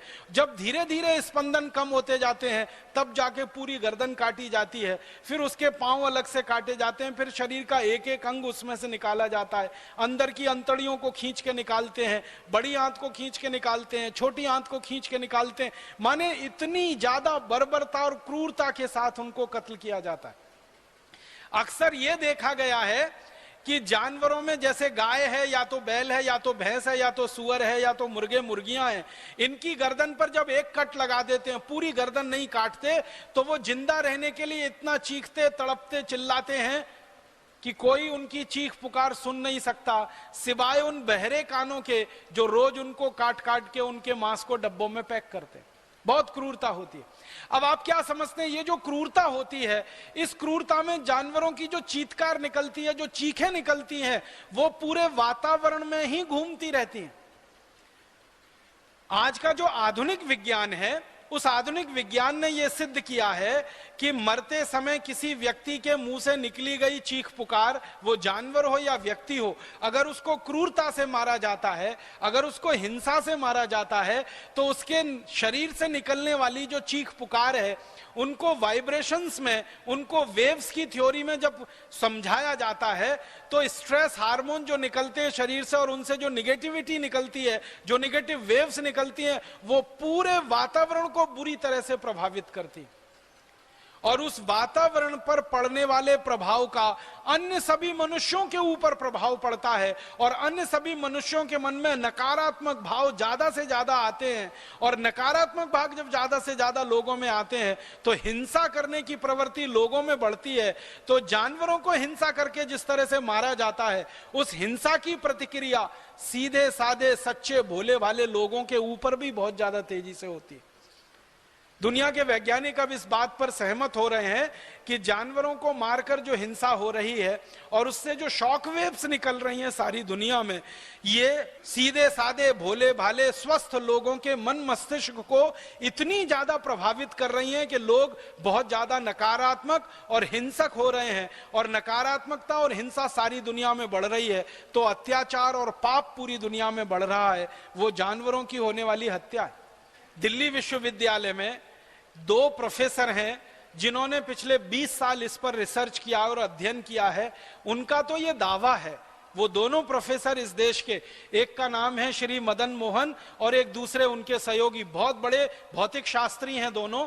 भारत सरकार ने उनको पुरस्कार दिया है इस बात के लिए। उनकी फिजिक्स की रिसर्च ये कहती है कि जानवरों को जितना ज्यादा कत्ल किया जाएगा, जानवरों को जितना ज्यादा हिंसा से मारा जाएगा, उतना ही अधिक दुनिया में भूकंप आएंगे, उतने ही अधिक दुनिया में जलजले आएंगे, उतने ही अधिक दुनिया में प्राकृतिक आपदा होगी, उतने ही अधिक दुनिया में संतुलन बिगड़ेगा, असंतुलन बढ़ेगा। ये कोई ज्योतिष व्यक्ति का कहना नहीं है, कोई पाखंडी व्यक्ति का कहना नहीं है। भौतिक शास्त्री इस देश में जिनको भारत सरकार ने पुरस्कार दिया है, प्रोफेसर मदन मोहन, उनकी रिसर्च है, उनकी थीसिस है। 20 साल काम किया उन्होंने इस विषय पर। उन्होंने काम किया कि जहां जहां कत्ल खाने दुनिया में हैं, भारत में और वहां जाकर उन्होंने रहकर देखा, शॉक वेव्स को उन्होंने एब्जॉर्व किया और उनको नापा, उनको तौला, उनका अभ्यास किया और उन्होंने पाया कि ज्यादा से ज्यादा दुनिया में प्राकृतिक रूप से जो दुर्घटनाएं हो रही हैं उनका एक बड़ा कारण कत्ल खाने हैं और उनमें से निकलने वाले जानवरों की चीख पुकार है। बहुत बड़ा नुकसान पूरी दुनिया इसमें झेल रही है। और एक बहुत बड़ा नुकसान हो रहा है पूरी दुनिया को। एक तरफ जानवर कट रहे हैं, मनुष्य का खाना जानवरों को खिलाया जाता तो है ही, मनुष्य के लिए जो स्थान सुरक्षित है रहने के लिए और जीवन यापन करने के लिए, उस स्थान को जानवरों के लिए आरक्षित किया जा रहा है। क्योंकि ये जो कत्ल खाने बनते हैं, इन कत्ल खानों की जगह 1-2 वर्ग मीटर की नहीं होती, 1-2 वर्ग किलोमीटर की नहीं होती, हजारों वर्ग किलोमीटर में कत्ल खानों के चरागाह बनाए जाते हैं और उनमें रेंच बनाए जाते हैं। जिन स्थानों पर आदमी रह सकता है, मनुष्य रह सकता है, ऐसे हजारों किलोमीटर के स्थान जानवरों के बाड़े के रूप में विकसित किए जाते हैं ताकि कत्ल करने वाले जानवरों को वहां विकसित किया जा सके और उन जानवरों को फिर वहां बड़ा करके उनका मांस लोगों को खिलाया जा सके। मैं एक और छोटा सा उदाहरण आपको देना चाहता हूं, कितनी क्रूरता है इस दुनिया में, जो जानवरों की हिंसा करने वाली दुनिया है या अत्याचार करने वाली दुनिया है। गाय के बछड़े का मांस अभी पूरी दुनिया में लोकप्रिय हो रहा है। गाय का मांस तो सारी दुनिया में बीफ के नाम पे खाया जाता है। व्हील नाम पर एक मांस बनता है जो गाय के बछड़े का होता है। ये व्हील मांस यूरोप और अमेरिका में सबसे ज्यादा खाया जाता है। उसके बारे में पता किया जब मैंने तो मालूम हुआ, गाय का बछड़ा या बछड़ी जब पैदा हो जाता है और मात्र 24 घंटे का होता है, तभी उसको उसकी मां से अलग कर दिया जाता है, मात्र 24 घंटे की देरी में। आप जानते हैं गाय वैसी ही है जैसे कोई मां होती है, जैसे कोई स्त्री होती है। कोई भी स्त्री, कोई भी मां अपने बच्चे को जन्म के तुरंत बाद दूध पिलाती है और उस बच्चे को बड़ा करने के प्रयास में लग जाती है। वैसे ही गाय की भी भावना है कि बच्चे का जन्म होते ही वो अपना दूध बच्चे को पिलाए और उसको बड़ा करे। गाय का दूध पीने से बच्चे में थोड़ी पुष्टि आती है, ताकत आती है, उसकी मांसपेशियों का विकास होता है, उसके शरीर का विकास होता है। 1 दिन का भी बच्चा नहीं होता, जन्म लेते ही उसको हटा लिया जाता है। फिर उस बच्चे को ले जाकर एक ऐसे स्थान पर रखा जाता है जहां ना वो खड़ा हो सकता है, ना बैठ सकता है, ना लेट सकता। आप ऐसे स्थान की कल्पना करो जहां गाय का बच्चा खड़ा भी ना हो सके, बैठ भी ना सके, लेट भी ना सके। कितना संकुचित और कितना छोटा सा स्थान होगा।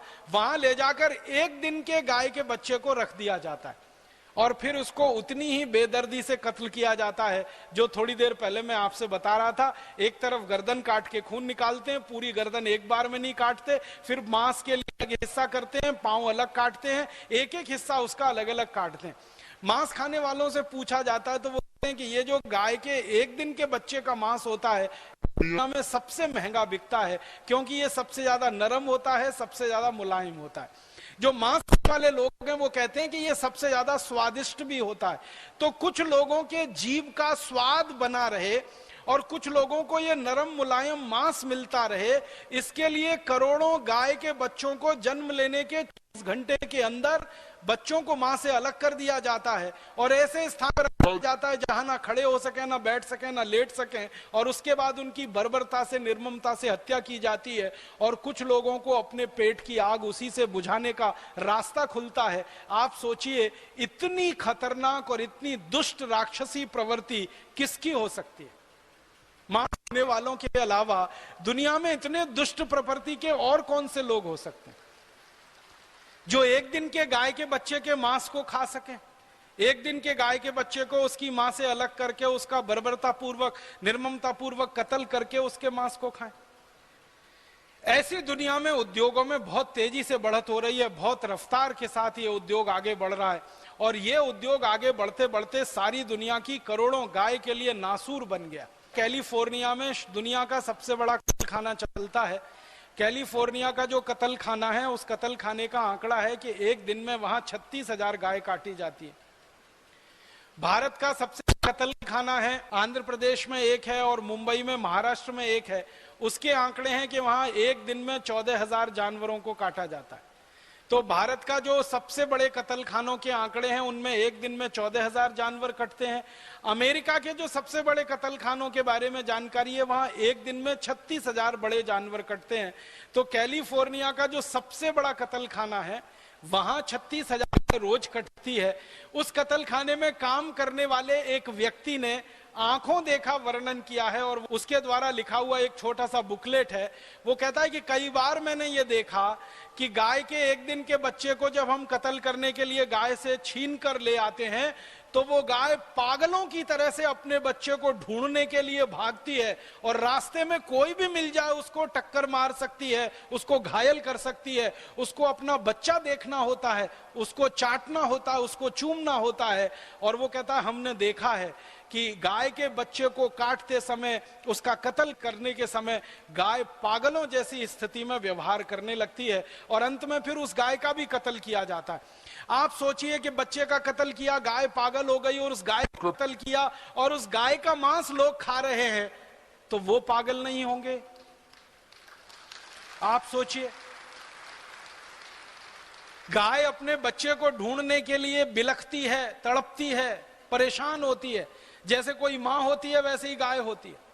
तो अमेरिका के कैलिफोर्निया के कत्ल खाने में काम करने वाला आदमी लिखता है अपनी उस बुकलेट में कि मैंने कई बार अपनी आंखों से देखा है कि गाय पागलों की तरह से घूमती है, बच्चे को ढूंढती है, जब नहीं मिलता है और रास्ते में कोई भी मिल जाए उसको, वो उसको टक्कर मार देती है, घायल कर देती है। इतनी शक्ति उस गाय में पैदा हो जाती है। हालांकि वो गाय एक ही दिन की सद्य प्रसूता होती है, माने एक दिन पहले ही मां बनी होती है, फिर भी अपने बच्चे को ढूंढने के लिए तड़पती है और इतनी ताकत उसमें आ जाती है।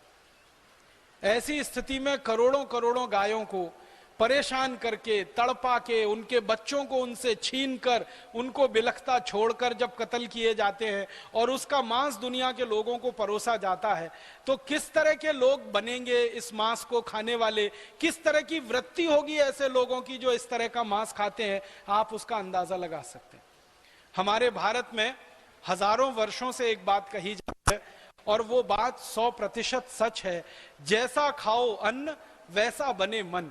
अगर आप ऐसे तड़पती हुई गाय के, बिलखती हुई गाय के बछड़े का मांस खाएंगे, अगर आप ऐसी तड़पती हुई गाय, बिलखती हुई गाय का मांस खाएंगे, या जानवरों पर क्रूर हिंसा द्वारा पैदा किए हुए मांस को आप खाएंगे, दुनिया में खतरनाक किस्म के चोर, डकैत, लुच्चे, लफंगे, लुटेरे, बलात्कारी, व्यभिचारी लोग पैदा हों जो इस तरह के मांस को खाने के बाद निकलें, उनमें से सात्विक लोगों के निकलने की तो दूर दूर तक संभावना नहीं, क्योंकि हम जानते हैं और मानते हैं जैसा खाओ अन्न वैसा बने मन। तो इस तरह का मांस अगर खाते हैं और उस तरह के मांस को खाकर हम हमारा जीवन चलाते हैं और उसको आगे बढ़ाते हैं, तो इससे ज्यादा तो खराब लोगों के पैदा होने का दूसरा कोई तंत्र दुनिया में नहीं है। इसलिए मुझे ऐसा लगता है कि ये मांस खाने वाले लोगों के बारे में और मांस का उत्पादन करने लोगों के बारे में सारी दुनिया में एक राय बननी चाहिए और एक अभियान चलना चाहिए कि हर मांसाहारी आदमी को समझाया जाए और उसको शाकाहारी बनाया जाए और मांस पैदा करने वाले उद्योगों को कहा जाए कि भाई तुमको पैसा कमाना है, उद्योग चलाना है, रोजी रोटी चलानी है, तो दुनिया में बहुत सारे अच्छे काम है करने के लिए। गेहूं का उत्पादन करो, मांस का उत्पादन क्यों करते हो? चावल का उत्पादन करो, मांस का उत्पादन क्यों करते हो? दूध का उत्पादन करो, मांस का उत्पादन क्यों करते हो? दही और घी का उत्पादन करो, मांस का उत्पादन क्यों करते हो? क्योंकि दूध, दही, घी भी उन्हीं जानवरों से मिलता है जिन जानवरों से मांस मिलता है। एक छोटी सी बात और मैं आपसे कहना चाहता हूं, वो ये कि सारी दुनिया में मांस से बनने वाला भोजन है और सबसे ज्यादा जो बिकने वाला भोजन है उसको हैमबर्गर कहते हैं। उसको शॉर्ट में बर्गर कह देते हैं, उसका मूल नाम है हैमबर्गर। ये हैमबर्गर जो बनाया जाता है ये गाय के मांस से बनाया जाता है। ये गाय के मांस से बनने वाला हैमबर्गर ये बनता है, मैं थोड़ी देर जो पहले बताया था, गाय के एक दिन पहले के पैदा हुए बच्चे के मांस से हैमबर्गर उसी से बनता है। गाय का बछड़ा जो पैदा हुआ 24 घंटे में गाय से उसको अलग कर दिया, उसका कत्ल करके जो मांस पैदा हुआ उससे हैमबर्गर बनता है।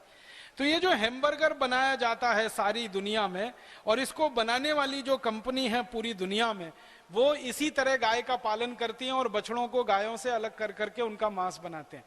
अब ये हैमबर्गर बनाते समय इसका रंग सफेद रहे और इसका रंग लाल हो जाए, उसकी कीमत में जमीन आसमान का अंतर आ जाता है।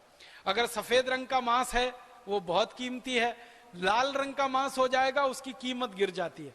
तो गाय का बछड़े का मांस हैमबर्गर बनाते समय पूरा सफेद रहे, एकदम व्हाइट एंड व्हाइट रहे, उसमें थोड़ा भी लाल रंग ना आने पाए, रेडिश ना होने पाए, इसके लिए गाय को बहुत सारे दिनों तक भूखा रख के उसको एनीमिया का शिकार बनाया जाता है। आप जानते हैं एक बीमारी होती है एनीमिया, जिसको हम सब कहते हैं ना, रक्त की कमी, खून की कमी, रक्त की अल्पता, खून की अल्पता। तो गाय के शरीर में अगर खून जरूरत से ज्यादा है तो उसका जो मांस निकलेगा और उसके बच्चे का मांस निकलेगा वो हल्के लाल रंग का हो जाएगा। लेकिन हल्के लाल रंग का जो मांस है उसकी कीमत गिर जाती है दुनिया में, वो कम कीमत पे बिकता है। इसलिए ज्यादा कीमत पर मांस बिके, गाय के बछड़े का अधिक कीमत मिले, इसके लिए गाय को एनीमिया नाम की बीमारी का शिकार बनाते हैं, रक्त की अल्पता नाम की बीमारी का शिकार बनाया जाता है।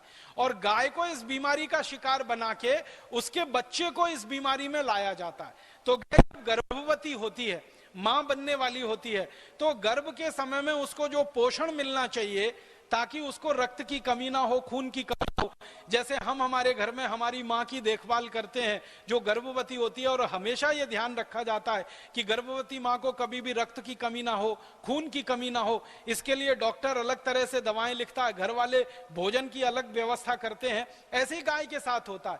लेकिन ये कितने क्रूर लोग हैं, कितने दुष्ट लोग हैं जो मांस का उत्पादन करते हैं पूरी दुनिया में, कि ये हैमबर्गर बनाना है, सफेद रंग का मांस मिले तो ज्यादा अच्छा बनेगा, तो उसके लिए गाय के खून में कमी आए, गाय के बच्चे के खून में कमी आए, तो गाय को गर्भावस्था में पूरा खाना नहीं देते, आधा भूखा रखते हैं उसको, भी तो उसके कुल भूख का मात्र 1/3 खाना ही देते हैं।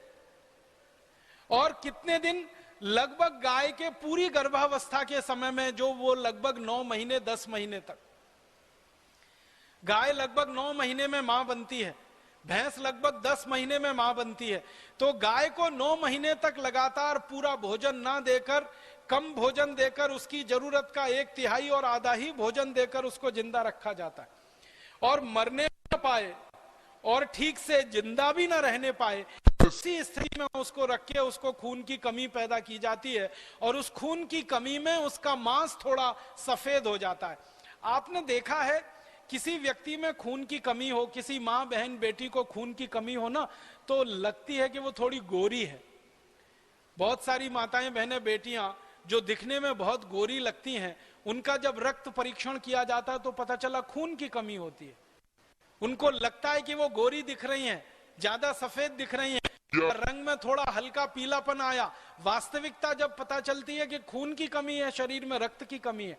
तो जब रक्त की कमी होती है तो शरीर में हल्का पीलापन और सफेदी आ जाती है। तो गाय के शरीर में भी खून की कमी लाके उसमें सफेदी और पीलापन लाया जाता है, ताकि उसका मांस सफेद निकले, उसके बच्चे का मांस सफेद निकले, और उसके बाद फिर उसकी हत्या हो, और उसकी हत्या के बाद मांस सारी दुनिया में बेचा जाए। इतनी क्रूरता गाय, बच्चे और जानवरों के साथ मांस का उत्पादन करने वाले लोग करते रहते हैं। और इस क्रूरता में हर दिन अमेरिका में 90,000 गाय कटती है इस क्रूरता में। हर दिन 90,000 गाय इसी क्रूरता के साथ अमेरिका में काटी जाती है। जब हम रात को सोकर सवेरे उठते हैं और 24 घंटे हमारे दिन के बीत जाते हैं, उतनी देर में अमेरिका में 90,000 गाय कट जाती है। भारत में भी आंकड़े बहुत खराब हैं। इस भारत देश में भी हर दिन लगभग 14,000 गाय कट जाती है इसी क्रूरता से। मुझे बहुत अफसोस है ये कहते हुए कि अमेरिका में तो गाय को कत्ल करने के लिए बाकायदा कानून है। अमेरिका में केंद्र स्तर पर कानून है, राज्य स्तर पर कानून है। अमेरिका में 50 राज्य हैं, 50 राज्यों की राज्य सरकारों ने गाय को कत्ल करने के लिए कानून बना रखे हैं। लेकिन भारत में तो 17 राज्य ऐसे हैं जिनकी राज्य सरकारों ने गाय के संरक्षण के लिए कानून बना रखे हैं। गाय का कत्ल नहीं होना चाहिए, इसके लिए कानून बना रखे हैं। फिर भी भारत के उन 17 राज्यों में रोज गाय कटती है और रोज कटने वाले गाय की संख्या इस समय 14,000 के आसपास है। अमेरिका में हर साल लगभग 1,000 करोड़ जानवर कटते। हर साल 1,000 करोड़ जानवर कटते। इसी तरह यूरोप के देशों में हर साल करीब 700 करोड़ जानवर कटते। इसी तरह चीन में हर साल लगभग 350 से 400 करोड़ के आसपास जानवर कटते हैं। और भारत में हर साल मैंने आपसे करीब 10 करोड़ जानवर कटते हैं। सारी दुनिया में ये कटने वाले जानवर की संख्या लगातार बढ़े और इसकी वृद्धि हो, इसके लिए मांस उत्पादन करने वाली कंपनियां लगी हुई हैं।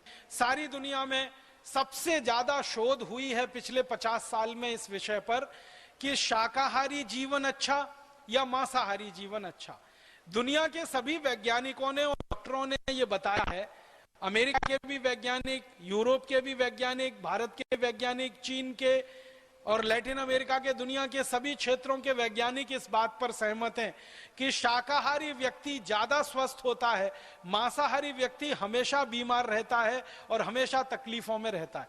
इनको अगर आंकड़ों में मैं बताने की कोशिश करूं तो एक शाकाहारी आदमी को एक मांसाहारी आदमी की तुलना अगर करें तो एक मांसाहारी आदमी में शाकाहारी आदमी की तुलना में 23 गुना ज्यादा जल्दी कैंसर होने की संभावना होती है।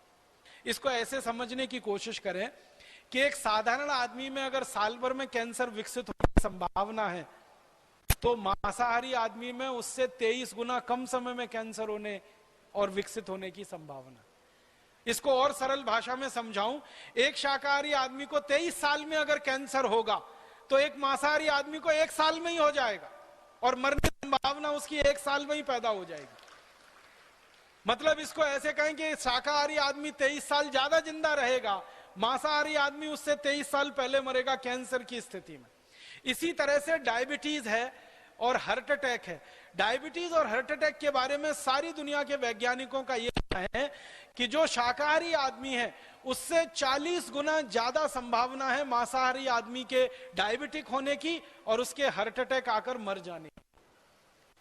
इसी तरह से अन्य बीमारियां हैं, जोड़ों का दर्द है, घुटनों का दर्द है, अर्थराइटिस है, ऑस्टियोआर्थराइटिस है, मोटापा है, फैटी होना है, ओबेसिटी होना है। इसकी संभावना तो कई 100 गुना ज्यादा है मांसाहारी में शाकाहारी की। सारे दुनिया के वैज्ञानिक इस बात पर सहमत हैं कि शाकाहारी जीवन ही स्वस्थ जीवन है और शाकाहारी जीवन को जीकर ही आप ज्यादा दिन जिंदा रह सकते हैं। मांसाहारी होकर तो बहुत जल्दी पड़ेंगे और मरेंगे। इसमें संभावनाएं क्या क्या हैं? जो मांसाहारी लोगों के बारे में वैज्ञानिकों का कहना है वो ये कि जो मांस उत्पन्न हो रहा है वो बहुत ही खराब तरीके से होता है। सबसे बड़ा खराब तरीका कि जानवरों को जहां पाला जाता है और रखा जाता है वो जगह बहुत छोटी होती है और जानवर उसमें ज्यादा भरे जाते हैं। और छोटी जगह में ज्यादा जानवरों को जब भरा जाता है तो जानवरों के आपस में जो तनाव की स्थिति पैदा होती है, अक्सर जो सुअर का मांस पैदा करने वाली कंपनियां है ना, उनके जो बाड़े होते हैं उनको अंग्रेजी में रेंच कहते हैं। तो सुअरों के जो रेंच होते हैं उसमें हर सुअर दूसरे की पूंछ काट लेता है क्योंकि वो तनाव में रहता है हमेशा। और तनाव में रहने का कारण क्या है? एक सुअर को रहने के लिए कम से कम जितना स्थान चाहिए उतने में 10 सुअर को रख देते हैं।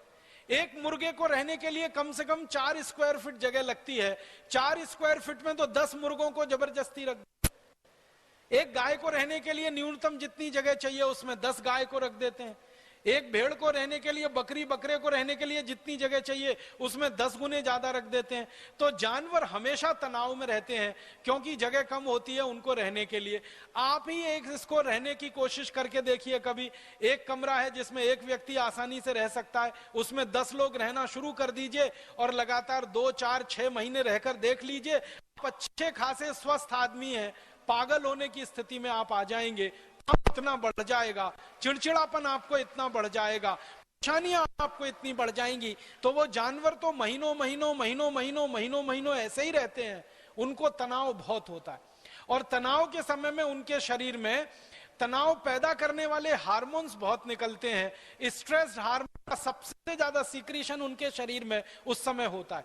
और उसी समय जब उनको काटा जाता है तो भय और उनको होता है, डर और उनको होता है। तो डर और भय की स्थिति में जब जानवर काटे जाते हैं तो उनके खून में वो सारे के सारे निगेटिव हार्मोन्स या स्ट्रेस हार्मोन, जो तनाव देने वाले हार्मोन है, वो रहते हैं। और थोड़े बहुत मांस में भी रहते होंगे, मांसपेशियों में भी रहते होंगे।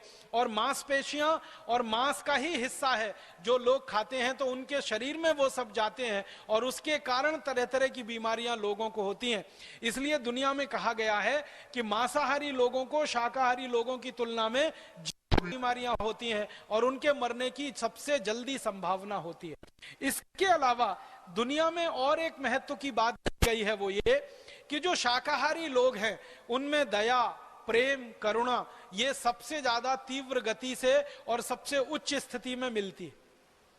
सारी दुनिया में कई जगह अभ्यास किया गया, कई जगह अध्ययन किया गया, अलग अलग समूह बनाकर, एक तरफ मांसाहारी लोग हैं, एक तरफ शाकाहारी लोग हैं। तो देखा यह गया कि जो शाकाहारी लोग हैं उनमें दया है, उनमें प्रेम है, उनमें करुणा है, उनमें वात्सल्य है, उसमें ममता है, उसमें ममत्व है। सब तरह के मानवीय गुण सबसे ज्यादा शाकाहारी लोगों में है। और हिंसा है, हिंसा के साथ साथ चोरी, चपाटी, डकैती, बलात्कार की भावना, एक दूसरे को दुष्टता के स्तर पर देखने की भावना, एक दूसरे को नुकसान पहुंचाने की भावना, ये सबसे ज्यादा देखी गई है मांसाहारी लोगों में होती है। और दुनिया में हम देख भी रहे हैं कि इस समय जो हिंसा का सबसे बड़ा दौर चल रहा है पूरी दुनिया में, जहां सबसे ज्यादा हिंसा हो रही है पूरी दुनिया में, आप ध्यान दीजिए वो सारा का सारा इलाका मांसाहारी लोगों का है। और मांसाहारी लोगों के इलाके में होने वाली जो हिंसा है वो जल्दी खत्म नहीं होती है। 10, 20, 50 साल नहीं, सैकड़ों सैकड़ों साल वो हिंसा चलती है और इस हिंसा में से प्रतिहिंसा चलती है और वो पूरा इलाका हमेशा के लिए अशांत और अशांति में डूब जाता है। दुनिया में जहां शाकाहार बहुत ज्यादा है उन देशों में आप देख लो काफी शांति मिलेगी। मैंने ये देखा इस अध्ययन में कि जो शाकाहारी लोग हैं वो गरीब हैं, भूखमरी के शिकार हैं, उनमें कुछ महामारियां भी हो सकती हैं, लेकिन सबसे ज्यादा शांति उन्हीं के इलाके में है जहां सबसे ज्यादा शाकाहारी लोग हैं पूरी दुनिया। और जहां मांसाहारी लोग हैं उनमें अमीरी हो सकती है, उनमें अमीरी है, उनमें समृद्धि है, उनमें संपत्ति है, लेकिन सबसे ज्यादा हिंसा उनके बीच में है और मानसिक हिंसा सबसे ज्यादा है, सबसे ज्यादा अशांति उनके बीच में। दुनिया में जिन देशों में मांस सबसे ज्यादा खाया जाता है वहां मानसिक रोगी सबसे ज्यादा है। एक छोटे से देश की कहानी बताता हूं। स्पेन नाम का एक देश है और स्वीडन नाम का एक देश है। स्वीडन को दुनिया में कहा जाता है सबसे ज्यादा अमीर देश है। स्वीडन को कहा जाता है वहां विकास का मानदंड सबसे ऊंचा है। परम पूजनीय स्वामी जी थोड़ी देर पहले अपने व्याख्यान में कह रहे थे ना कि संयुक्त राष्ट्र की जो रिपोर्ट बनती है मानवीय विकास की सूचकांक रिपोर्ट, उसमें स्वीडन हमेशा नंबर 1 पर रहता है, भारत हमेशा 136 नंबर पर रहता है। स्वीडन के बारे में कहा जाता है कि वहां के लोगों को कोई दुख नहीं है, कोई तकलीफ नहीं है, कोई परेशानी नहीं है, उनके यहाँ भ्रष्टाचार नहीं है, उनके यहाँ मारामारी नहीं है, उनके यहाँ वगैरह वगैरह बहुत सारे दुख नहीं है। उस स्वीडन के बारे में अभी मैं थोड़ा अभ्यास कर रहा था यही शाकाहार मांसाहार के हिसाब से। तो स्वीडन है तो छोटा सा देश, लेकिन मांस सबसे ज्यादा खाया जाता है और मांस का उपभोग सबसे ज्यादा है। तो स्वीडन के कुछ डॉक्टरों ने और वैज्ञानिकों ने एक अध्ययन किया, वो इस बात के लिए कि स्वीडन की सड़कें दुनिया में सबसे अच्छी हैं, सबसे अच्छी सड़कें हैं पूरी दुनिया में स्वीडन में है। ऐसा कहा जाता है कि स्वीडन की सड़कें हैं वो रबर की सड़कें हैं। जैसे आप रबर की सड़क पर चल रहे हैं तो स्वीडन की सड़कें इतनी अच्छी हैं, लेकिन स्वीडन के वैज्ञानिकों का कहना है कि सबसे ज्यादा दुनिया में पीठ दर्द के मरीज अगर कहीं हैं तो वो स्वीडन में ही है, जिनकी सड़कें सबसे अच्छी हैं। जहां पर गाड़ी ऐसे चलती है जैसे पानी में मछली फिसलती हो, वहां के लोगों के पीठ में दर्द क्यों होना चाहिए? भारत जैसे देश की सड़कों के बारे में ये कहा जाए तो समझ में आता है, क्योंकि भारत में तो सड़कें कम है, खड्डे ज्यादा हैं। यहाँ तो सड़क के बीच में खड्डे नहीं है, खड्डों के बीच में से सड़क निकलती है। यहाँ के लोगों के पीठ में दर्द हो तो समझ में आता है पूरी दुनिया में सबसे ज्यादा, लेकिन स्वीडन के लोगों के पीठ में सबसे ज्यादा दर्द क्यों है? तो वहां के वैज्ञानिकों का कहना है कि साइकोसोमेटिक डिसऑर्डर है। वहां के लोगों को मनोदैहिक, जो चिकित्सा करने वाले वैज्ञानिक है वो कह रहे हैं कि इसकी ज्यादा असंतुलन में से पैदा हुई बीमारियां हैं, उन सड़कों से कोई लेना देना नहीं है। और उनका कहना है कि बीमारियों का एक बड़ा कारण उनके यहाँ वो मांसाहारी भोजन है और मांसाहारी जीवों की हत्या है और उनसे निकलने वाली हिंसा है। तो ये अभी अध्ययन सारी दुनिया में हो रहे हैं और बता रहे हैं कि कैंसर ज्यादा हो रहे हैं, डायबिटीज ज्यादा हो रही है, हार्ट अटैक ज्यादा हो रहे हैं, ब्रेन हेमरेज ज्यादा हो रहे हैं, कोलेस्ट्रॉल ज्यादा बढ़ रहा है, मोटापा ज्यादा बढ़ रहा है, हमारे घुटनों के दर्द, कमर के दर्द, कंधों के दर्द ज्यादा बढ़ रहे हैं मांसाहारी लोगों को। तो हम क्यों फालतू में इस दुनिया में जाएं, मांस खाने वाले बने? इसलिए मेरा आप सभी से एक विनम्र निवेदन है, मैं तो ये मान के आपसे ये बात कह रहा हूं कि हम में से तो शायद ही कोई भारत स्वाभिमान का कार्यकर्ता होगा जो मांसाहारी अब तक बचा होगा, अन्यथा तो वो शाकाहारी हो गया होगा। प्राणायाम करते करते, योग करते करते, बार बार आस्था चैनल पर परम पूजनीय स्वामी जी का व्याख्यान सुनते सुनते अब तक तो सभी भारत स्वाभिमान के जो कार्यकर्ता हैं, भारत स्वाभिमानी है, वो सब शाकाहारी हो गए होंगे। लेकिन गलती से कोई एक आध बच गया है तो अब हो जाना चाहिए, उसको बहुत जल्दी से जल्दी शाकाहारी हो जाना चाहिए, उसको मांसाहारी रहना ही नहीं चाहिए।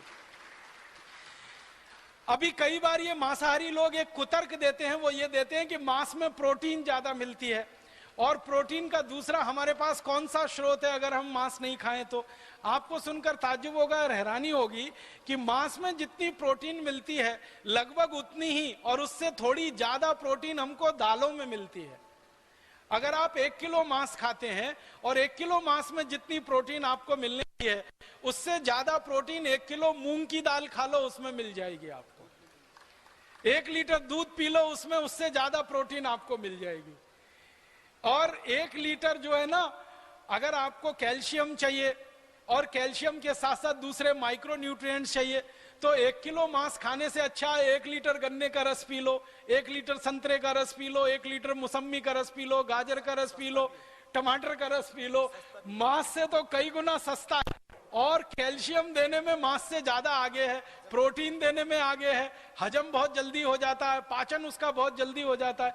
तो 1 किलो मांस खाने से अच्छा 1 किलो दूध पीना, 1 किलो मांस खाने से अच्छा 1 किलो दाल खाना, 1 किलो मांस खाने से अच्छा 1 लीटर जूस पी लेना। हर स्थिति में शाकाहारी भोजन मांसाहारी भोजन से क्वालिटी में बहुत अच्छा है और कीमत में बहुत सस्ता है। मैंने अभी थोड़ी देर पहले एक कैलकुलेशन किया, वो ये कि अगर हम 1 एकड़ खेत में खेती करें और 1 एकड़ खेत की खेती में साल में 4 फसल लें और 4 फसल में गेहूं भी हो, 4 फसल में चावल भी हो जाए, 4 फसल में दालें भी हो जाएं, कुछ सब्जियां भी हो जाएं, तो 1 एकड़ खेत में जितनी खेती हम करेंगे साल भर में उसमें 22 लोगों का भोजन हम दे सकते हैं। 1 एकड़ खेत में खेती करके 22 लोगों का पेट भरा जा सकता है पूरे साल में जितना उत्पादन होगा। उसी 1 एकड़ खेत में जितना अन्न पैदा हो उस पूरे अन्न को किसी जानवर को खिलाया जाए और उसका मांस पैदा किया जाए तो उस मांस से पूरे साल में सिर्फ 2 लोगों का ही पेट भर सकता है। 1 एकड़ खेत में हम खेती करके अन्न पैदा करें तो 22 लोगों का भोजन मिलता है। उसी 1 एकड़ खेत में जो अन्न पैदा हो रहा है वो जानवरों को खिला दिया जाए, जो जानवर उस मांस को खाएंगे और उसमें से जो मांस पैदा होकर आदमी को खाने को मिलेगा वो सिर्फ 2 आदमी का पेट भर सकता है। बहुत साल पहले हमारे देश में एक महान विचारक और चिंतक पैदा हुए, महर्षि दयानंद सरस्वती। महर्षि दयानंद सरस्वती जी ने एक बहुत सुंदर पुस्तक लिखी है, बहुत छोटी सी पुस्तक है लेकिन बहुत ही सुंदर है। मेरे विद्यार्थी जीवन में मैंने उस पुस्तक को बार बार पढ़ा था। उस पुस्तक का नाम है गो करुणा निधि। गो करुणा निधि पहली पुस्तक थी जिसको मैंने पढ़ा जिसमें गाय के बारे में आर्थिक मूल्यांकन और विश्लेषण प्रस्तुत किया गया था। महर्षि दयानंद सरस्वती के पहले शायद किसी भारतीय चिंतक और विचारक को गाय के आर्थिक पक्ष के बारे में इतना बड़ा अंदाजा नहीं था। तो महर्षि दयानंद जी ने भी यही लिखा है कि एक गाय को काटकर उसका मांस खिलाओ तो बहुत मामूली से थोड़े से लोगों का जीवन चल सकता है, लेकिन उसी गाय को जिंदा रखो और उसके दूध का और दूध के अलावा दूसरी वस्तुओं का उपयोग करो तो उससे कई गुना ज्यादा लोगों का जीवन चलाने का रास्ता खुलता है। तो महर्षि दयानंद सरस्वती ने जो बात 1870 के पहले कभी समझी, सोची और लिखी, वो बात अभी 2009 में भी उतनी ही खरी और सत्य है और उतनी ही प्रामाणिक है जो आज से वो लगभग 140-145 साल पहले थी, और इतनी ही प्रासंगिक है। तो हम तो सब महर्षि दयानंद के पुत्र हैं, हम तो सब महर्षि दयानंद के मार्गी हैं, हम तो सब उनकी शिक्षाओं को लेकर अपने जीवन में आगे बढ़ने और चलने वाले लोग हैं। हम तो सब महर्षि दयानंद जैसे महान महान विचारक और महापुरुषों के द्वारा जो दी गई शिक्षाएं हैं उनको अपने जीवन में धारण करके आगे बढ़ने वाले लोग हैं। हम तो भगवान राम के, भगवान कृष्ण के वंशज हैं। हम तो भगवान महावीर, महात्मा बुद्ध के वंशज हैं। भगवान महावीर का तो सारा जीवन ही दया, प्रेम, करुणा की शिक्षा देने में और लोगों को शाकाहारी बनाने में ही बीता है। 2500 साल पहले उन्होंने जो कुछ कहा अहिंसा के लिए, सत्य के लिए, अपरिग्रह के लिए, वो सब 2500 साल बाद भी उतना ही प्रासंगिक है और महत्वपूर्ण है। तो भगवान महावीर की शिक्षाएं हो, महात्मा बुद्ध की शिक्षाएं हो, या हमारे देश में महर्षि दयानंद की शिक्षाएं हो, या महात्मा गांधी जैसे लोगों, विचारकों की शिक्षाएं हो, इन सबके आदर्शों को लेकर तो चलने वाले लोग हैं। भारत स्वाभिमानी है हम सब। तो मुझे लगता है कि हमको तो जल्दी से जल्दी इस रास्ते पे चलकर दूसरों को तेजी से शाकाहारी बनाने के लिए काम में लग जाना चाहिए, ताकि भारत की जो 30% आबादी गलती से, अज्ञान से मांसाहार की तरफ बढ़ गई है। भारत में तो अभी गनीमत है कि 30% आबादी ही गलती से मांसाहार की तरफ बढ़ी है, अज्ञान के कारण मांसाहार की तरफ बढ़ी है। इस 30% भारत की आबादी को जल्दी से शाकाहारी बना ले और दुनिया की आबादी को शाकाहारी बनाने के लिए काम में लग जाएं। तो मैंने आपसे विनम्रता पूर्वक कहा था सबसे पहले कि जितना अन्न उत्पादन आज हो रहा है इसमें 1 किलो की भी बढ़ोतरी ना हो और सारी दुनिया में मांस के कत्ल खाने बंद हो जाएं, तो जितना भोजन हम आज पैदा कर रहे हैं उतने भोजन से 1300 करोड़ लोगों का पेट भर सकता है।